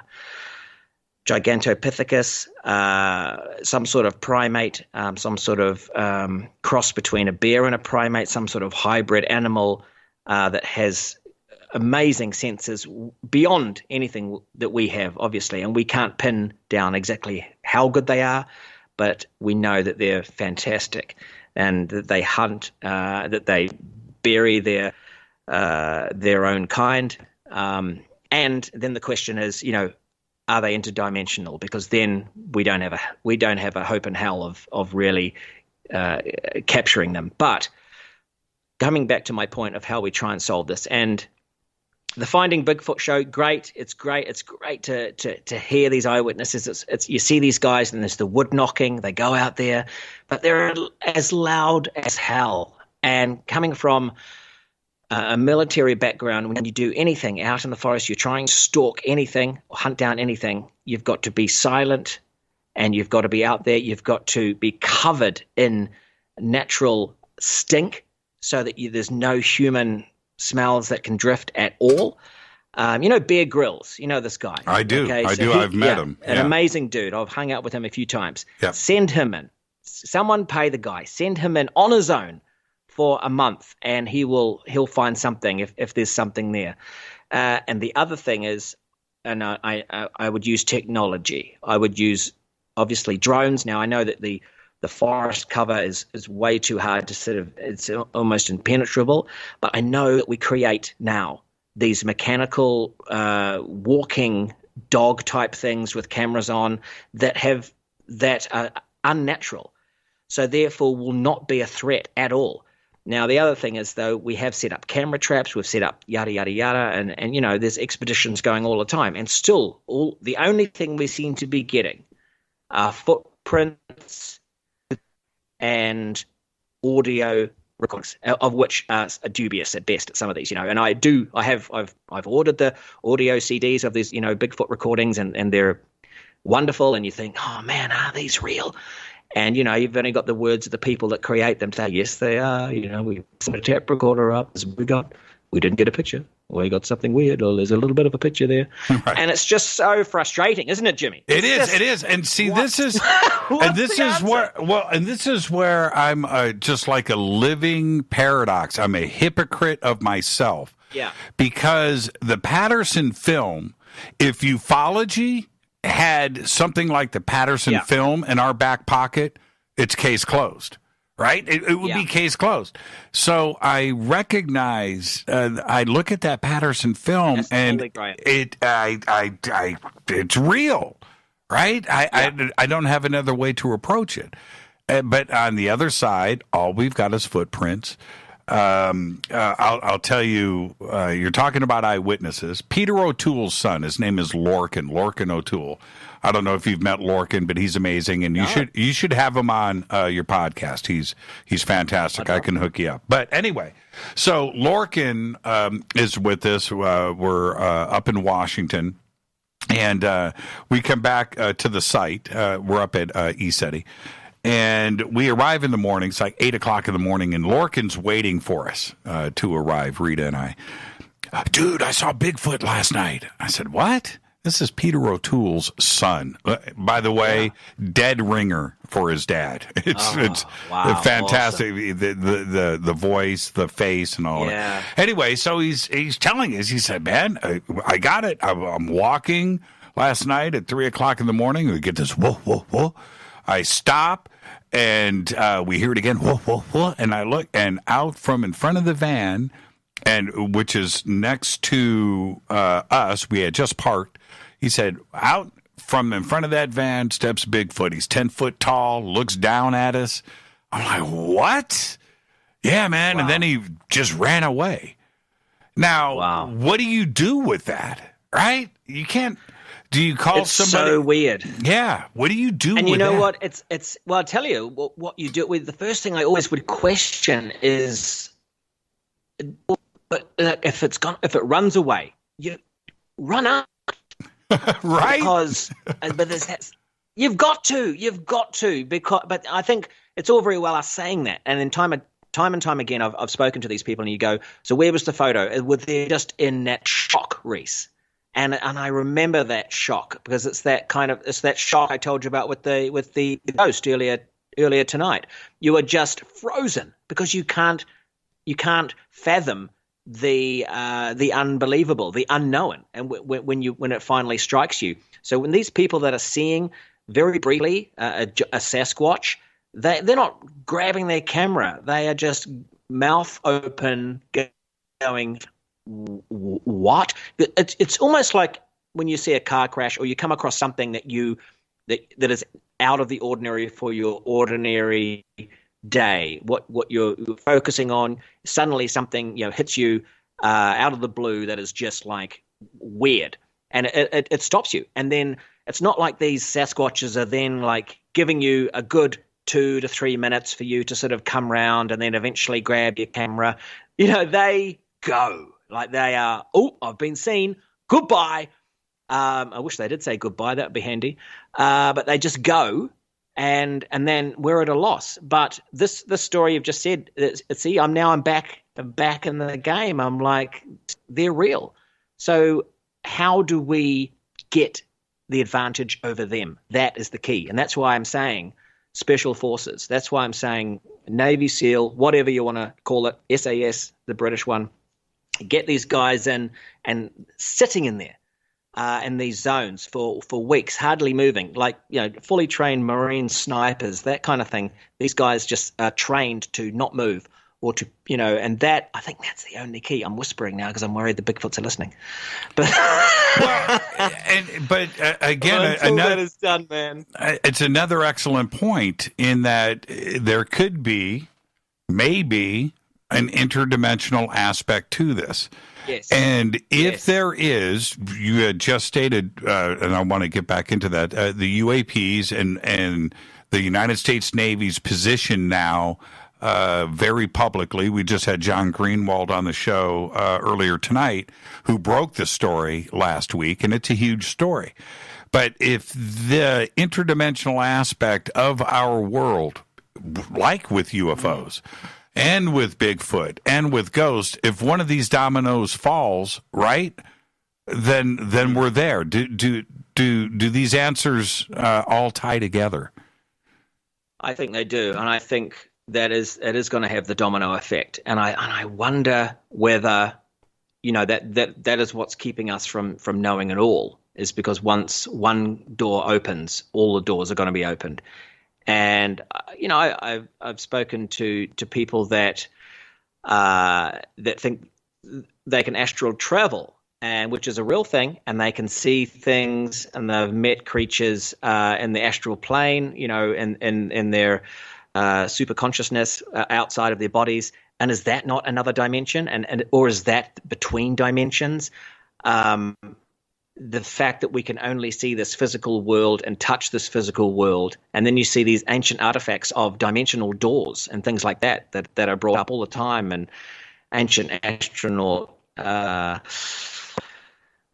information, and I'm kind of like, we've been exploring this option and this idea of the other worlds for centuries, and that's where fairies come from. That's where the other comes from, and that's where cryptozoology has its kind of heart, because I believe these creatures do come from another realm and can come into our world and can disappear and know how to get back. And that's why we can never catch up with them.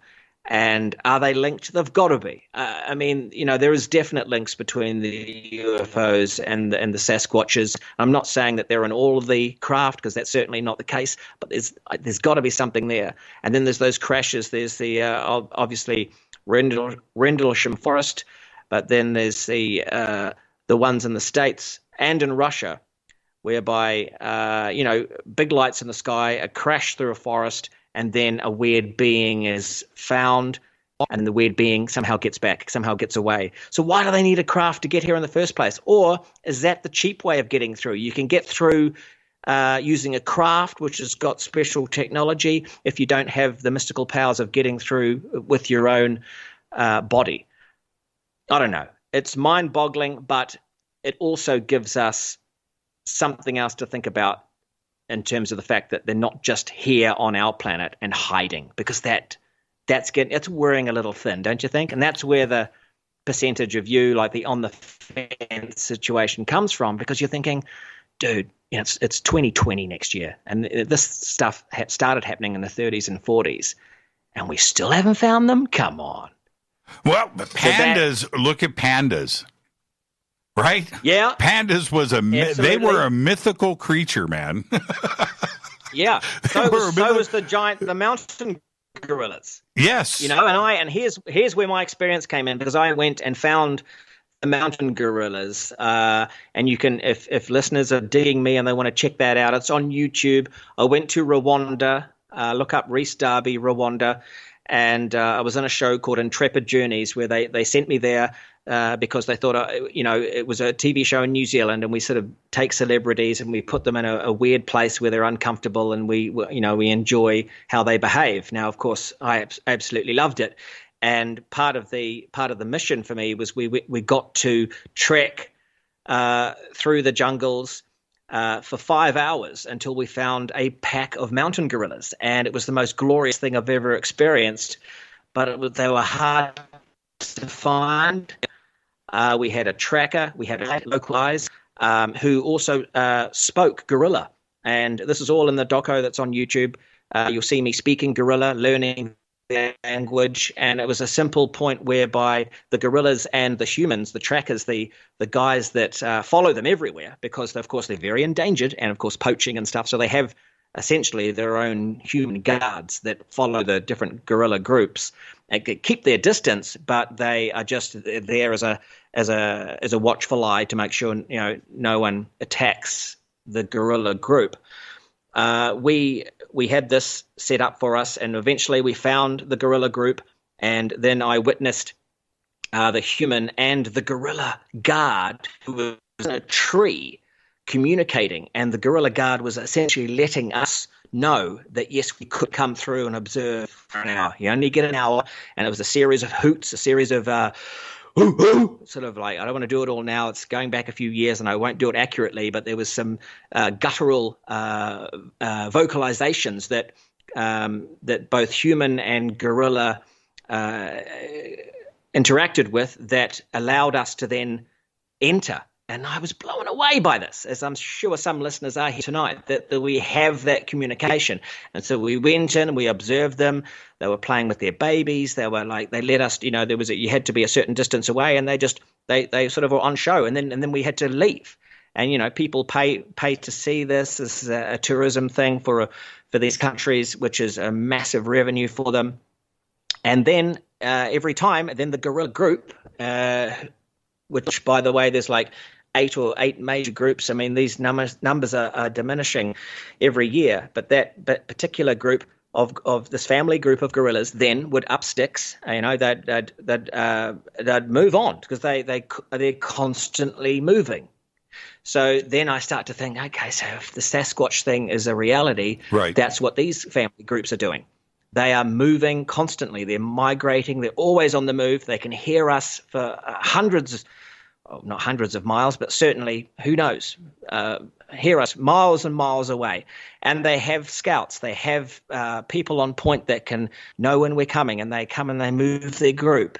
That's what I'm saying from an experience point of view and from a military point of view, that if we are going to ever track these things down, we have to use all our powers and all our strategies to do it properly, do it professionally, do it in a very minimalistic way. I'm talking like a 2 or 3 man group, 2 or 3 person group, I should say, and find them and make sure they know. And I am assuming if they're the same as the great mountain gorillas, that they will be welcoming, and they will be they're gentle giants. And we already know that Sasquatch are thought to be the same kind of thing, although there are some horror stories as well. But that's life. But I think they want to connect, but they are scared that they are going to be wiped out, and so that's what we have to solve.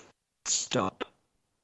There is a certain folklore, mythology, and reports with just about every culture and every continent on this planet with a reference to Bigfoot, right? I'm not wrong about that. What about New Zealand? Have there been Bigfoot sightings in New Zealand? Not so much in New Zealand, not in our recent history, of course. As you know, we're a young country. There was one, the hairy mohau, they called it. There was sightings, I think, in the cities. But then there was also a report around that time of an escaped gorilla from a local circus, so matched up. So yeah, we don't have so much that in our nation, but of course Australia, just across the ditch, they have the yowie, which they get reports quite often. And of course Australia, a huge country, they definitely have their own mystic man of the forest. And there has been a lot of reports of lights in the sky, and then you've got this Bigfoot sighting and this correlation between the two. And then we have a case like the Dyatlov Pass incident in Russia, which had all of, certainly people were killed. But I've heard about this. This is quite the horrific one, right? Yes, and UFO sightings, lights in the sky for a few days before the incident happened. And then, of course, the attack on the campsite there with the hikers, which were all college students. But it had all of those ingredients. It had the lights in the sky, of course. I don't want to say murder. 12 students died that day, and the tents were all they either ripped their way out from the inside of the tents out, and then they had the damage on the outside of the tents. But the hikers were all pretty much without their clothes. Right? Wow. They ran out into the snow in their bare feet, running from something. They weren't running from themselves. It's still straight out of the sleeping bags.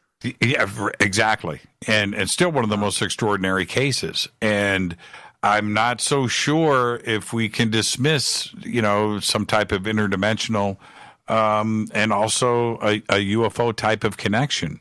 I'm in agreement with you there. I wanted to ask you, okay, we're heading towards the bottom of the hour. Can you stay for some overtime? Of course. Okay, good.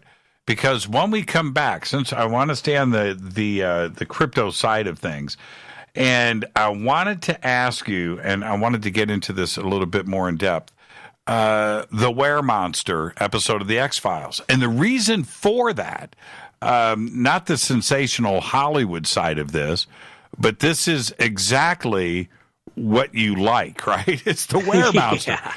And absolutely. And what it was like to do the role. But before we get there, I want you to do a little setup. Were you selected because of the cryptid factor, right? Did they know about your interest in this?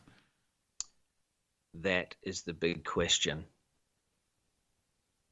And I don't know. I can only think maybe. It's so weird. It's synchronicity, I tell you. How fun was it? Oh, dude, it was the most amazing thing ever. I mean, I'm in the X-Files, and not just the X-Files, but one of the greatest episodes. I was so lucky. I mean, wow, what an experience. I can only imagine, and part of the setup, because I want to talk about this when we come back, is that the X-Files, just like X-Files 1 and X-Files 2, by the way, but just like Ancient Aliens and its effect on pop culture outside of the UFO community, outside of the crypto community, outside of the conspiracy community, it has exposed the world to these questions. And the X-Files set it up beautifully for those out there that may not talk about it or discuss it or research it. Suddenly they are brought into this information, and the X-Files presented it brilliantly and was hugely successful. And I think it has as much to do with the awareness of UFOs and all of these subjects today as just about anything, right? Absolutely. I mean, it is not solely responsible, but very heavily responsible for the bigger population of the world that, soak up popular culture into believing, not just believing in the stuff that is brought up in that show, but accepting it and accepting it as an alternative truth, with the emphasis on the word truth, because it's okay to want to believe, which was a big thing because Mulder wants to believe, and that's a major step forward. It's okay to want to believe. You're not a kook. You're not weird. And even if you are weird, look, I'm weird. Weird's cool. But it's acceptable. And then we take the next step and we start to really get to the truth. And X-Files is the most important show, I believe, on television for gathering the masses and getting us to question what this world is all about. I used to go into the office and in the mid-90s when X-Files just started to take off, where this was a boring office. Well, we talked music. It was a music company, and we talked music and had fun, but these subjects, never discussed. Suddenly I'm going into the office and everybody's discussing aliens and Bigfoot and ghost and interdimensional and space travel. I'm like, what? The entire place. I thought, how cool is this, right? I'm in my element now, and it's because of this show, The X-Files. Let's take our break right here. We got to do it. Our guest tonight, Rhys Darby. This is show 1111. Special show, special guest. I'm your host, Jimmy Church. We'll be right back after this short break. Stay with us.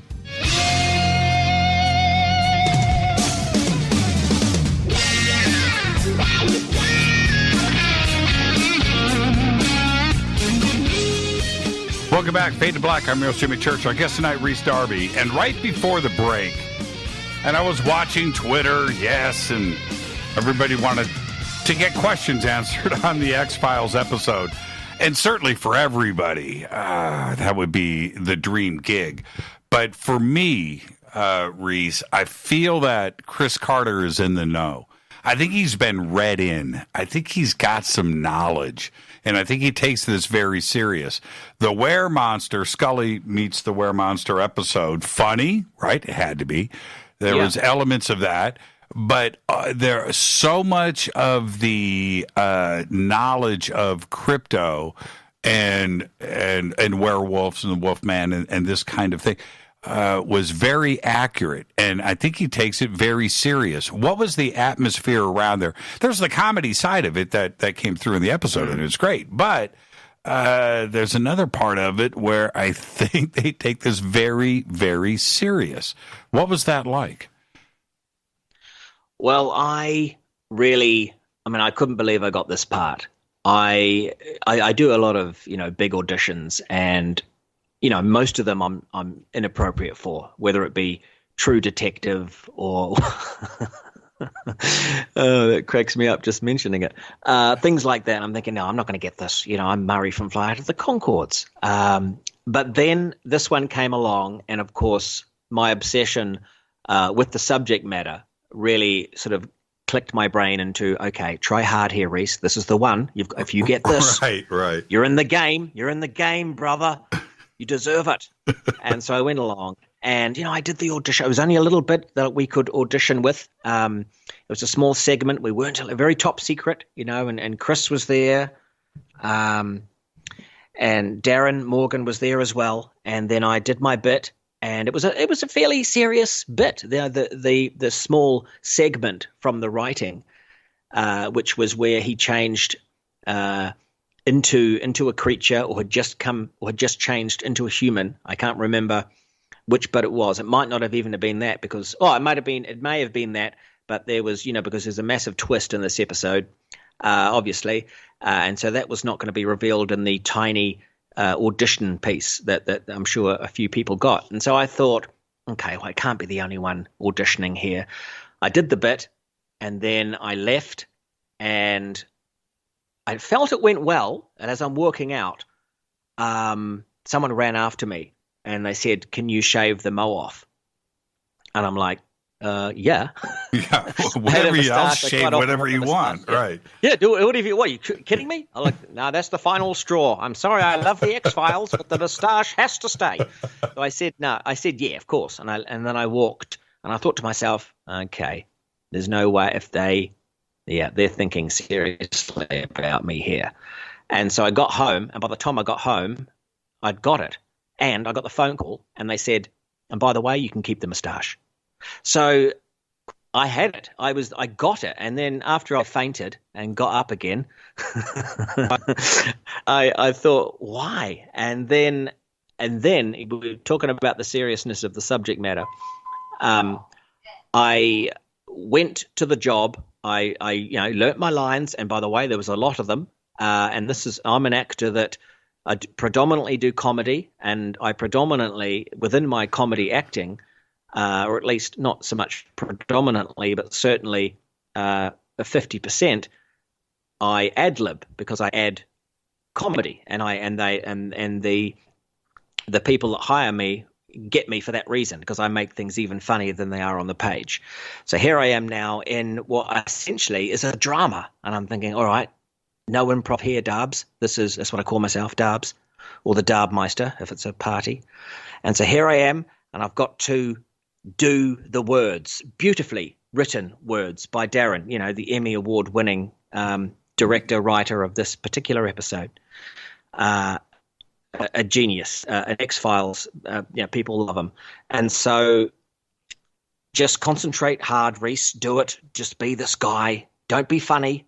You're not hired because you're funny this time. And as we start to do it, I'm working with David Duchovny in the graveyard. I've got a big monologue, and I'm going back and forth with him. It's an intense scene. Darren goes, just be yourself more. Be funny. And I'm like, okay. So I, without even improvising, still sticking to the words, just that little bit of direction, let me get a bit loosey-goosey and a bit more silly, because I am silly. That's what I do. And it worked. And Darren just gives me the thumbs up and goes, this is where we're heading. This is it. And then the whole thing opened up to me. The magic of this episode is that, yes, it is bizarre. Of course, they all are. But it's allowed to be funny. And there can be murder, there can be horror, and there can be a lot of doubt. Mulder's absolutely doubting his beliefs here. But he's confronted with this guy, me, who is being weird. And when I don't want to give away the plot. There's got to be one or two people that haven't seen it here. I don't want to spoil it. I so want to do that too as well. I'm going to hold off on that. But the twist at the end, which everybody, if you haven't seen it, go and check it out. But leading up to that, the comedy and the way that the question marks, let's leave it there, right? Let's just say the question marks were still there. But my character, being funny, being the predicament that my character was in, became, so funny to him, so weird, because he was so out of what he normally is. I'm trying not to give away things. Listeners are like, yeah, well, look, dude, we know what happened. But, and then there was a situation, honestly, if there's listeners that haven't seen this episode, I get to do something with Scully that the fans it would blow their minds, and did blow their minds. And I was like, how did I get to that point? Be in this, and B, do this situation, this great scene with Scully that had a lot of people all around the planet going, you lucky. So and so. I think I was a fanboy from the beginning, and here I am with these two. Well, I think I said to you, I'll just repeat it, because I think I said this to you. I said, look, you're at the actors' retirement home in Studio City, right? And you guys are sitting around the table bragging. And and some, hey man, I was in, I did this. I was in 2001. I was in The Godfather. Okay. And it comes around to you. Well, I had my scene with Scully.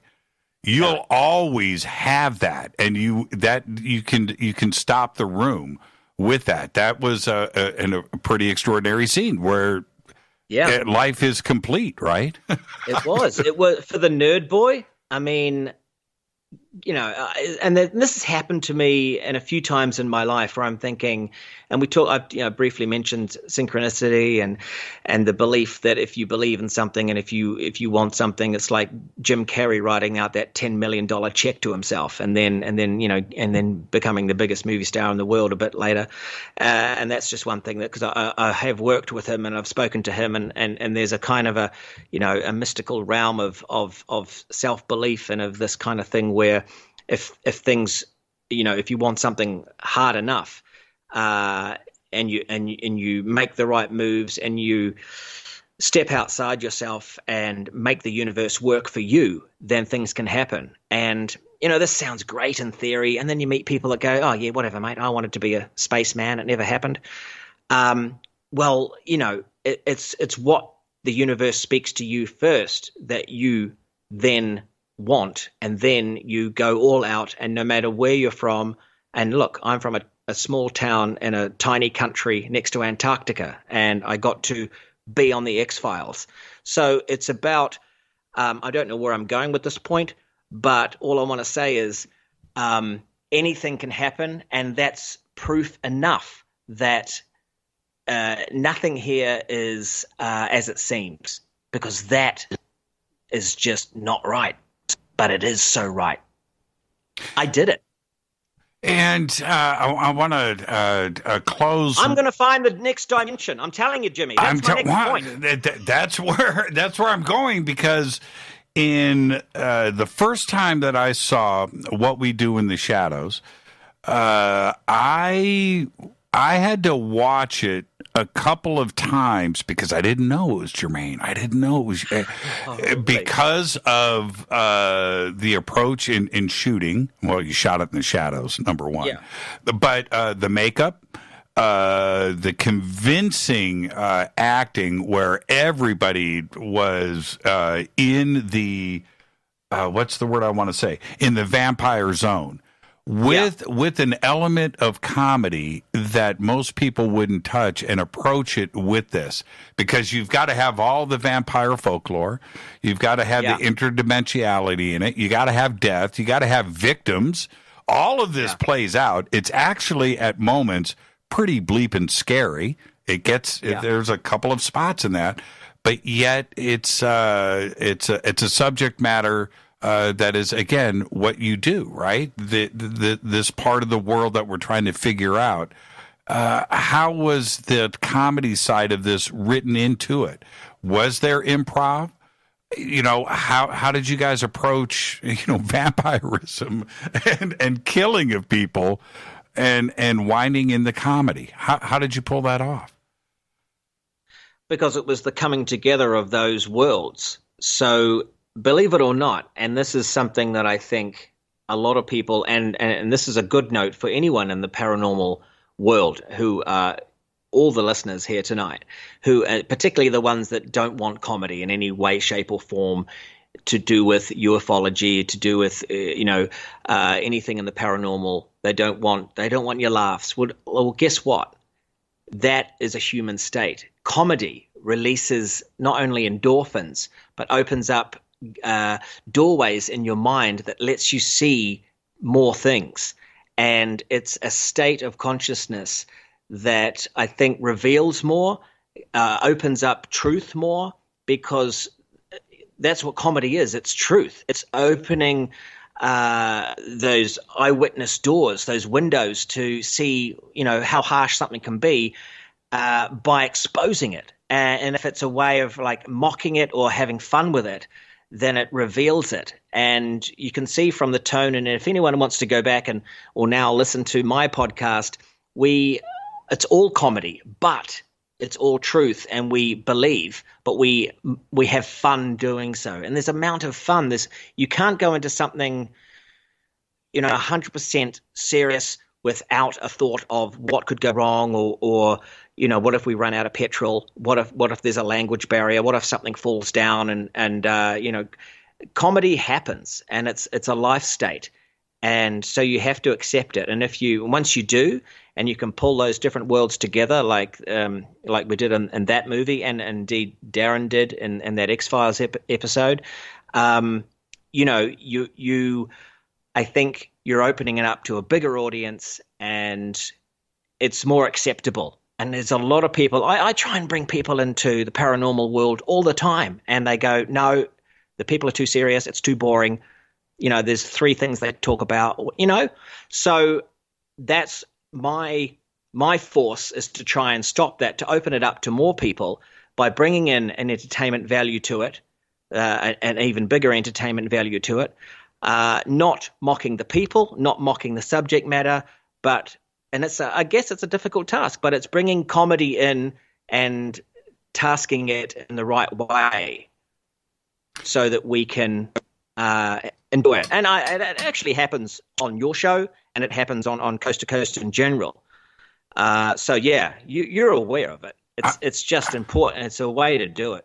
I fight it all the time, because I think it's very important for people like yourself. That's right. And the only way to communicate and to come off as authentic is to be yourself. And if I have to hold back on cracking a joke because naturally it wants to come out, or for you to have to hold back on something funny because it's just the natural progression of wherever you are at that moment. Yeah, exactly. Then you're not being yourself. The situation I'm in. Right. And you're not being genuine. Exactly. And the audience will know that. And I can't have my frontal lobes blocked with self-censorship. Right? I don't care. I really don't care anymore. I don't even think about it. And look, and at the end of the day, if stuff does go down, if things get really weird and things do arrive and, we're in a massive panic situation or the truth is revealed and we find out that we have to fight something against something, we're going to need humor because it not only is a language, but it's a fighting mechanism that we can force against the darkness. There is darkness in this subject matter. There's a ton of it. Yeah. And right now, with what is going on, I mean, it's UFOs and the mass media right now. Who would have thought that we would have arrived to the point where we are today? Disclosure's the word. Is it something tangible right now for you? Can you feel it?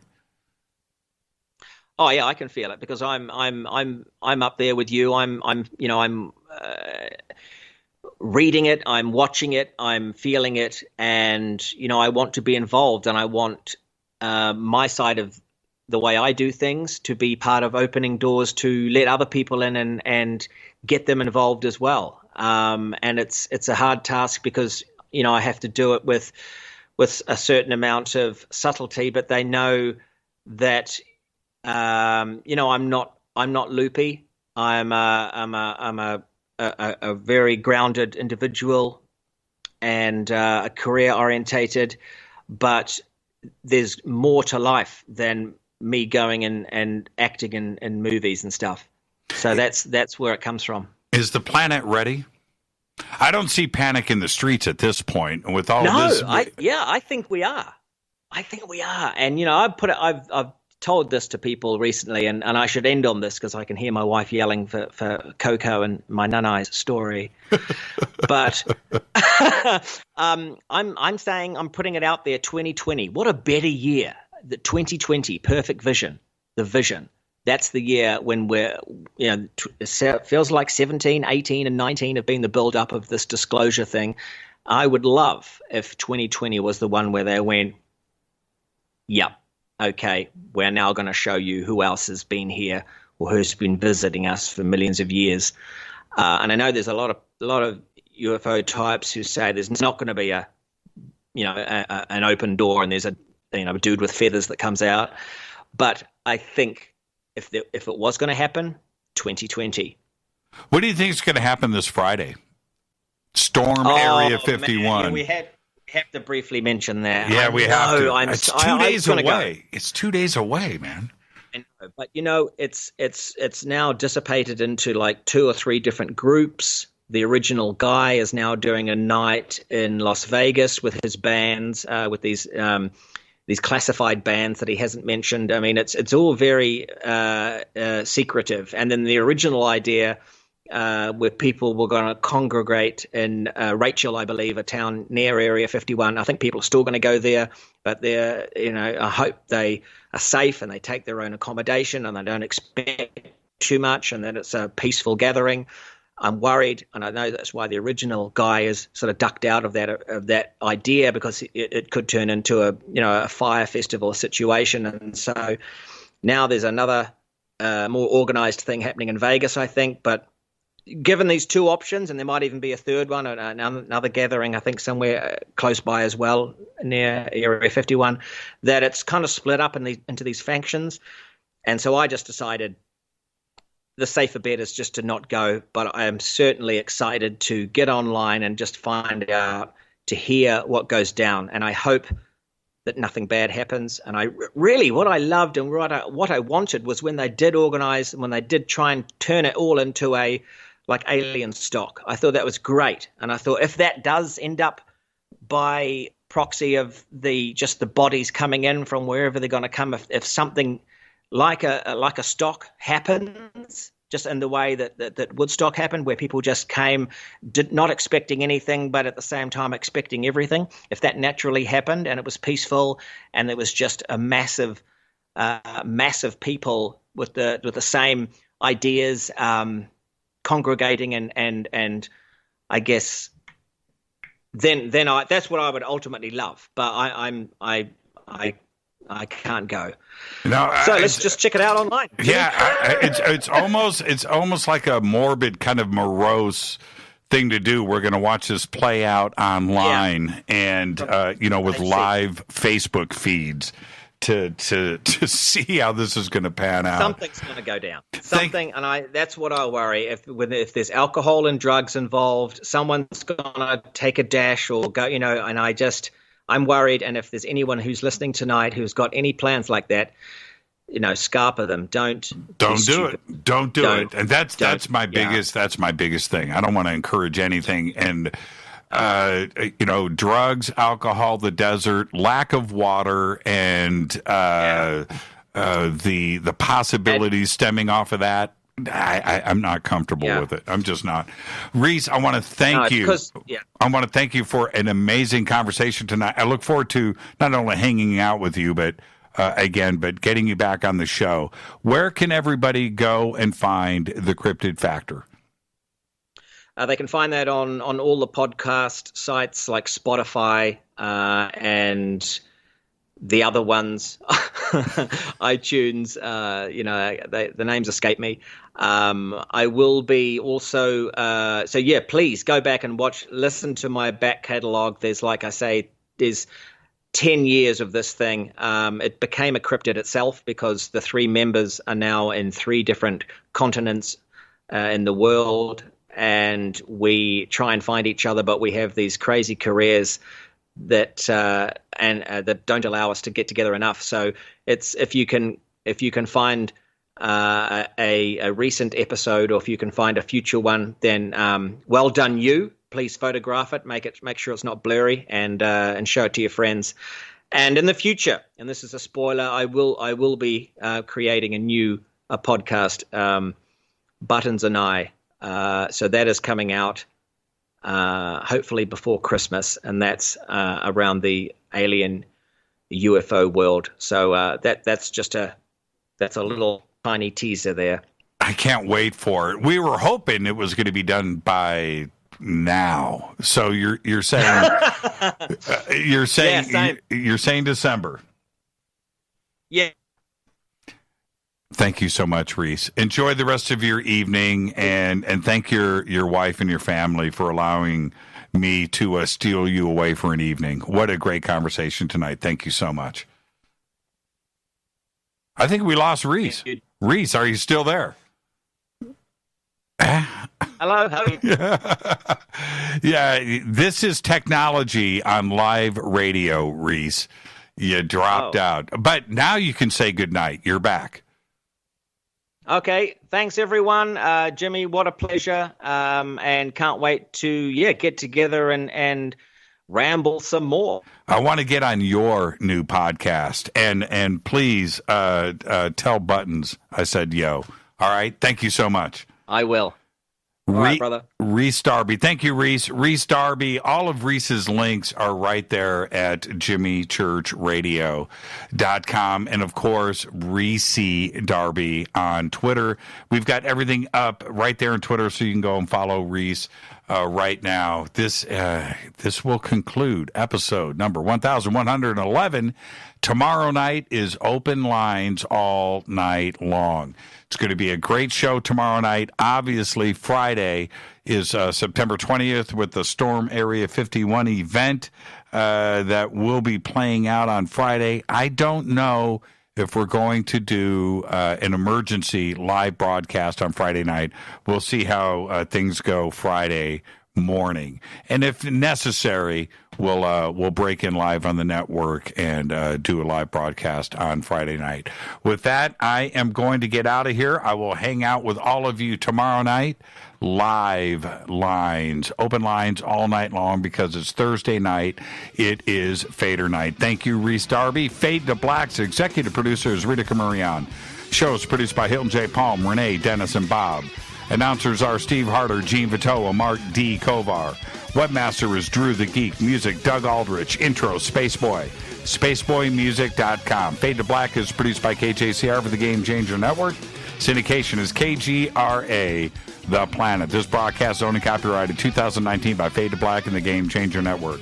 It cannot be rebroadcast, downloaded, copied, or used anywhere in the known universe without written permission from Fade to Black or the Game Changer Network. I'm your host, Jimmy Church. I'll see everybody tomorrow night. Until then, be safe. Go Beckley Teppy.